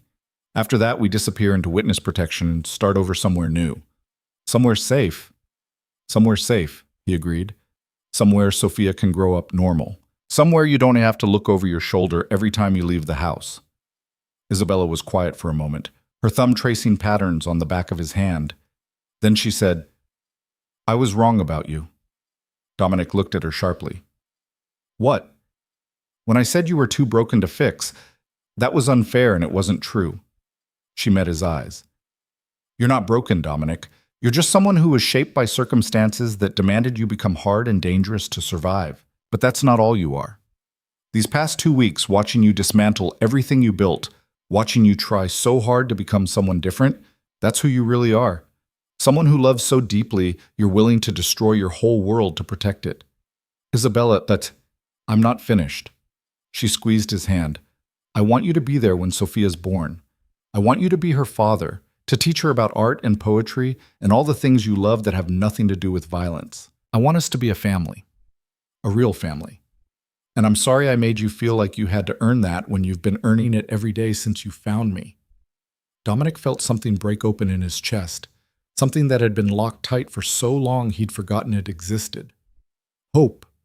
Real, genuine hope that maybe this impossible thing they were trying to build could actually work. I love you, he said quietly. I've loved you since the night we met, and I'll love you until the day I die. You and Sophia are the only good things I've ever made. Everything else was just preparation for this. Isabella smiled through tears. Then let's go build our new life. Together. She kissed him then, soft and slow and full of promise. Outside, the world Dominic had known for 15 years continued to crumble. But inside this quiet safe house, with Isabella in his arms and Sophia moving between them, he was already becoming someone new. Someone who had a future worth fighting for. Someone who had finally found something more powerful than fear or violence or control. Someone who had found love and chosen it over everything else. The federal prosecutor's office was everything Dominic expected. Sterile, institutional, filled with people who'd built careers on destroying men like him. He sat across from Assistant U.S. Attorney Jennifer Chen and 2 FBI agents, a folder thick with 15 years of crime sitting between them like an accusation. "Let's be clear about what we're offering," Chen said, her voice professionally neutral. "Full immunity from prosecution in exchange for complete cooperation. You testify against every person, every organization, every criminal enterprise you've had dealings with. You provide documentation, evidence, names, dates, locations, everything." "I understand," Dominic said. "And in exchange, you and your family enter witness protection, new identities, new location, monthly stipend until you can establish legitimate employment. You never contact anyone from your former life. You never return to any city where you conducted business. You disappear completely." "That's what I want." Chen studied him with eyes that had seen 1,000 criminals try to bargain their way out of consequences. "Why now? You've run your organization for 15 years. You've made millions. You've avoided prosecution despite numerous investigations. Why turn yourself in now?" "I'm going to be a father," Dominic said simply. "And I want my daughter to have a better man than I've been." One of the FBI agents snorted softly, like he'd heard that line before and didn't believe it. Chen silenced him with a look. "Your daughter's mother," she said, consulting a file. "Isabella Rossi, also known as Isabella Moore. She left you 7 months ago when she discovered she was pregnant. She's been living under an assumed name, paying cash for everything, avoiding any digital footprint. Why would she trust you now?" "Because I've spent the past 2 weeks proving I can change." "And have you?" Chen leaned forward. "Changed, I mean. Because Mr. Vale, the file I have on you suggests you're very good at being exactly what people need you to be. You've manipulated rivals, seduced informants, convinced people to betray their own families. How do I know this isn't just another performance?" Dominic met her eyes steadily. "You don't. You can't. All you have is my word and the evidence I'm giving you. But I'll tell you this. 7 months ago, if someone had threatened my organization, I would have eliminated them. 3 weeks ago, if Victor Cade had attacked my people, I would have retaliated with overwhelming force. Yesterday, when I could have handled him the old way, I chose to let someone else deal with it through legal channels. That's not manipulation. That's change." Chen was quiet for a moment, then opened the thick folder. "Tell me about the Pine Barrens." The next 6 hours were brutal. Dominic walked Chen and her team through every crime he could remember, every decision that had cost someone their life or freedom, every moral line he'd crossed in pursuit of power and control. He named names, provided locations, drew maps of burial sites, and detailed organizational structures. He held nothing back because holding back would mean this was all for nothing. By the time they broke for the day, Dominic felt hollowed out, scraped clean of every secret he'd carried for 15 years. Chen's expression had shifted from skepticism to something that might have been grudging respect. "We'll need at least 3 more sessions," she said, gathering her files. "And you'll need to testify in front of a grand jury. After that, we process your witness protection paperwork and you disappear." "How long?" 2 weeks, maybe 3. She paused at the door. "Mr. Vale, I've been doing this job for 12 years. I've seen a lot of criminals try to bargain their way out of consequences. Most of them are lying. Some of them genuinely want to change but can't. Very few actually succeed." She met his eyes. "I hope you're one of the few, for your daughter's sake." Dominic returned to the safe house as the sun was setting, exhausted in ways that had nothing to do with physical tiredness. He found Isabella in the nursery they'd set up in one of the spare bedrooms, folding tiny clothes that looked impossibly small in her hands. "How did it go?" she asked without looking up. "It's done. First session anyway. They want me back later this week." "And then?" "And then we wait for the paperwork to process and we start over somewhere new." Dominic leaned against the door frame, watching her organize onesies by color. "Chen asked me why now, why I'm doing this." "What did you tell her?" "The truth. That I want to be a better father than I've been a man. Isabella finally looked at him, and something in her expression softened. Come here. He crossed to where she stood, and she took his hand, pressing it against her belly. Sophia was moving again, restless kicks and rolls that made Isabella's whole stomach shift visibly. She's been active all day, Isabella said. I think she knows something's changing. We're giving her a future, Dominic said quietly. A real one. Where she doesn't have to be afraid. Where we don't have to be afraid, Isabella corrected. She turned to face him fully. I've been thinking about what happens after witness protection, after we disappear, after we become whoever we're going to be. What kind of life do we build? Whatever kind you want. I want normal. She said it fiercely, like she was afraid he might argue. I want a house with a yard where Sophia can play. I want neighbors who invite us to barbecues and don't wonder why we're so private. I want you to have a job that doesn't require security or weapons or looking over your shoulder. I want boring and safe and so ordinary it's almost tedious. Dominic smiled despite himself. I can do boring. Can you? Isabella searched his face. Because I need you to understand what you're giving up. Not just the power and money, but the control, the certainty. You've spent 15 years being the most dangerous person in any room. Can you really be okay with being just another father at the playground, just another guy at the hardware store? I don't know, Dominic admitted. But I want to find out. I want to discover who I am when I'm not Dominic Vale. When I'm just Sophia's father and your husband and someone who has to figure out how to assemble furniture and pay mortgages and all the mundane things that make up a real life. Your husband? Isabella raised an eyebrow. Dominic realized what he'd said and felt heat rise in his face. If you'll have me. Eventually. When we're settled and safe and you're sure I'm not going to revert back to who I was. Ask me again in a year, Isabella said, but she was smiling. Ask me when we've made it through Sophia's first birthday and you haven't once tried to solve a problem with violence. Ask me when you've proven that this person you're becoming is permanent. I will. He kissed her forehead. I'll ask you every day until you say yes.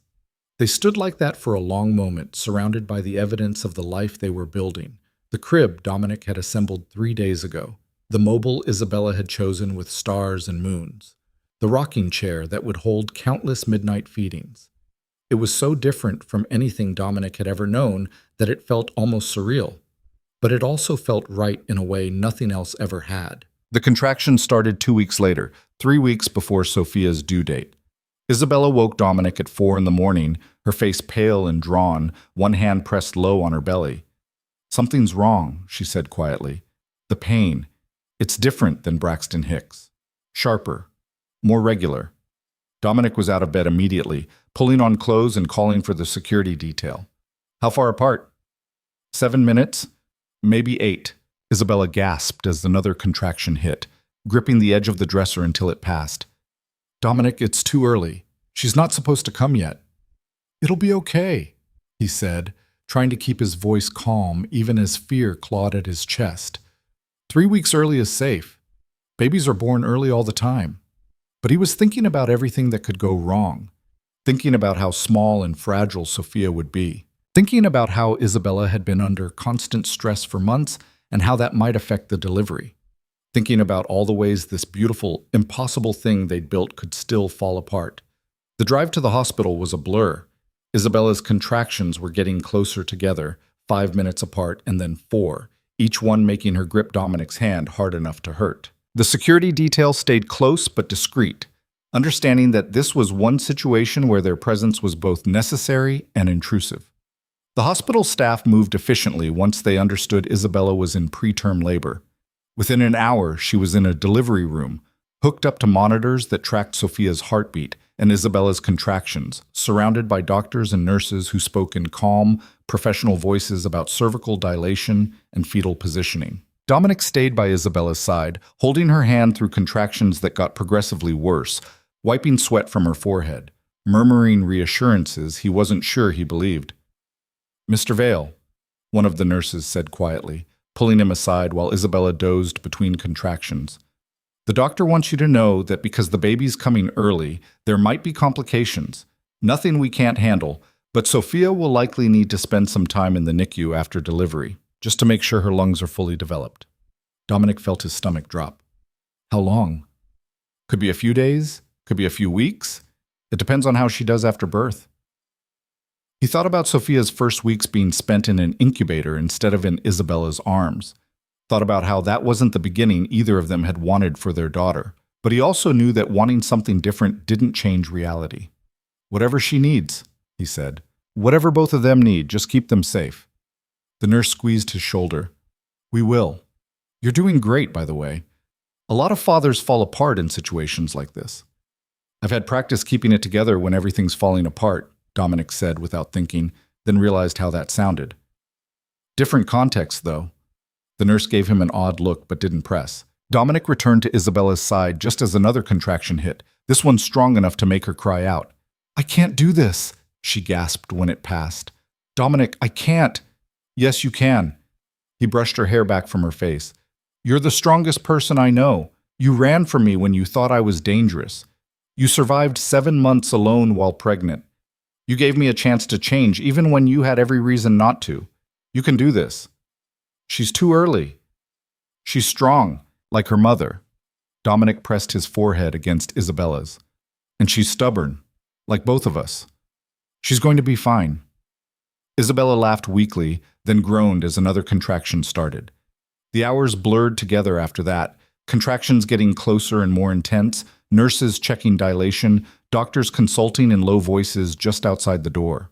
Dominic lost track of time, focused entirely on Isabella and the monitors that showed Sophia's heartbeat staying strong and steady through everything. Finally, after what felt like days but was actually 14 hours, the doctor said the words Dominic had been waiting for. All right, Isabella, it's time to push.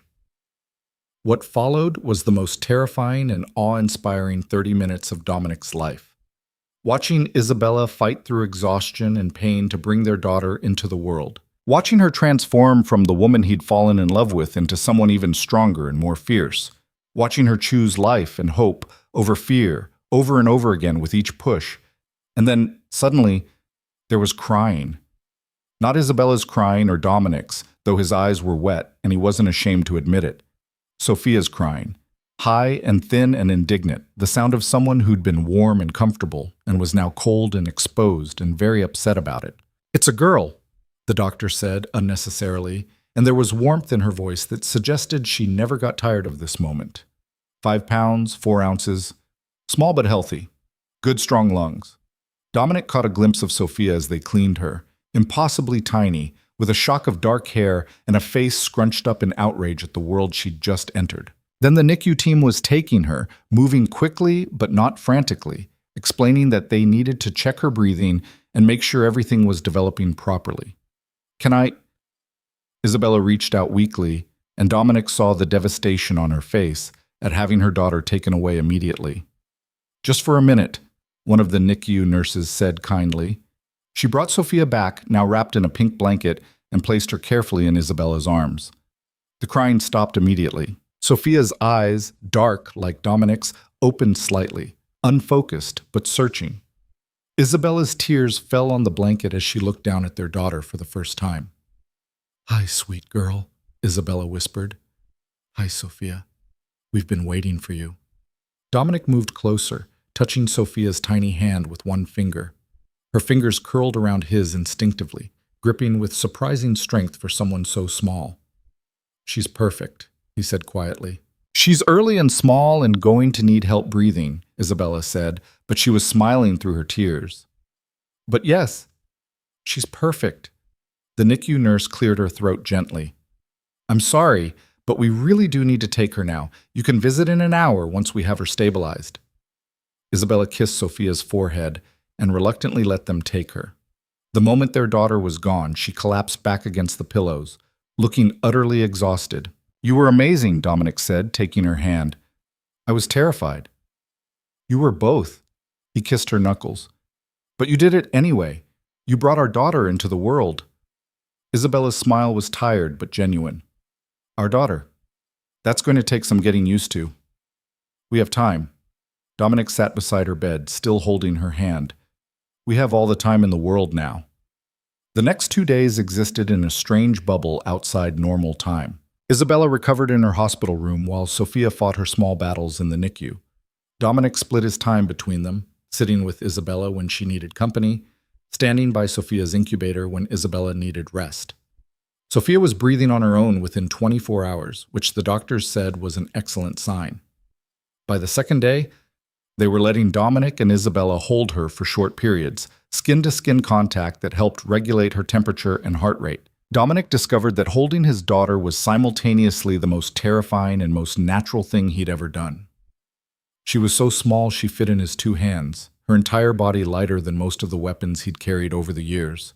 But when she was in his arms, looking up at him with unfocused dark eyes, he felt something shift permanently inside his chest. "Hey, Sophia," he whispered during one of these sessions, alone with her in the quiet NICU, while Isabella slept. "I'm your dad. I know we just met, but I've been waiting for you for a long time. Longer than you've existed, really." He paused, feeling ridiculous talking to an infant but unable to stop. "I want you to know something. I haven't been a good man. I've done things I'm not proud of, hurt people who didn't deserve it, built an empire on fear and violence, but I'm going to be better for you. I'm going to be the kind of father you deserve." Sophia made a small sound. Not quite crying, not quite cooing, just existing, breathing, being alive in his arms. "Your mom thinks I can change," Dominic continued. "She's braver than I am, believing that. But I'm going to prove her right. I'm going to be someone you can be proud of, someone who teaches you about art and poetry and all the beautiful things in the world instead of all the dark ones. Someone who shows you that strength isn't about how much fear you can create, but about how much love you can give." He realized he was crying, silent tears that dropped onto Sophia's blanket. He wiped them away quickly, embarrassed even though there was no one but his daughter to see. "I love you," he said quietly. "I've loved you since the moment I saw you on that ultrasound screen. And I'm going to spend the rest of my life making sure you're safe and happy and free from all the shadows that followed me. That's my promise to you, Sophia. That's the one thing I'll never break." Sophia's tiny hand found his finger and gripped it, and Dominic felt his heart break and heal simultaneously. On the third day, the doctors cleared Sophia to leave the NICU. She was small but healthy, breathing perfectly on her own, eating well, all her vitals strong and stable. The witness protection paperwork had been finalized while they were in the hospital. By the time Isabella was discharged, they had new identities waiting, a new location selected, a new life ready to begin. Jennifer Chen came to the hospital personally to deliver the final documents. "You're now David and Emma Morrison," she said, handing over social security cards, birth certificates, a complete paper trail for people who'd never existed before yesterday. "You have a daughter named Sophia Morrison, born 3 weeks ago in Portland, Oregon. You're moving to a small town outside Boston where David will be working as a consultant for a nonprofit. Emma is a stay-at-home mother." Dominic, now David, studied the documents that represented his entire future. "And my testimony has been recorded and will be used in 17 different prosecutions over the next 3 years. Your former associates are already being arrested. Victor Cade has been formally indicted. The Moretti family is under federal investigation." Chen's expression was professionally neutral. "You've done significant damage to organized crime on the East Coast, Mr. Morrison. A lot of very dangerous people would like to find you. But they won't," Isabella, now Emma, said firmly. "Not if you follow the rules. No contact with anyone from your former life. No returning to any city where you conducted business. No using your real names or revealing your past." Chen looked between them. "If you break any of these rules, you're on your own. We can't protect you if you expose yourselves." "We understand," David said. Chen nodded, then surprised them both by offering her hand. "Good luck, Mr. Morrison, both of you. And Sophia," she glanced at the baby sleeping in Isabella's arms. "She's lucky to have parents who love her enough to give up everything for her safety." After Chen left, David and Isabella, David and Emma now, they had to remember, sat in the quiet hospital room looking at their new identities. "David Morrison," Isabella said, testing the name. "It's so normal." "That's the point," David smiled slightly. "No one's going to look twice at David Morrison, nonprofit consultant. He's boring, forgettable, exactly what we need." "And Emma Morrison?" is the most extraordinary person who ever existed, even if the rest of the world doesn't know it. He took her hand. Are you ready for this? Really ready? Because once we walk out of this hospital as the Morrisons, we can never go back to being who we were. Isabella looked down at Sophia, then back at David. I've been ready since the moment I left. I just needed you to catch up. They left the hospital 3 hours later, walking out as a family for the first time. No security detail, no armed guards, no one watching to make sure they weren't followed. Just two parents and their newborn daughter heading toward a future that was uncertain, but finally, blessedly free. The town they'd been assigned was called Riverside, a small community 40 minutes outside Boston, where the biggest news was usually about high school football scores and town council meetings. The house waiting for them was modest, 3 bedrooms, a small yard, neighbors close enough to wave to but far enough away to maintain privacy. David spent the first week learning to be someone he'd never been before.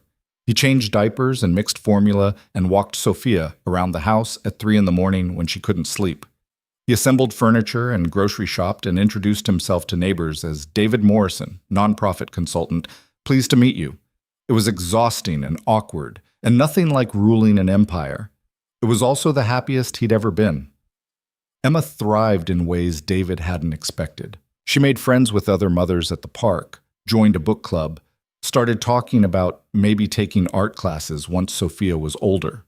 She laughed more, smiled more, moved through the world without the constant vigilance that had defined her previous 7 months. And Sophia grew. Week by week, she got stronger and bigger and more present. Her eyes stayed dark like David's, but developed the same intelligence and intensity as Emma's. Her personality emerged, stubborn, curious, quick to laugh, but also quick to let you know when she was unhappy.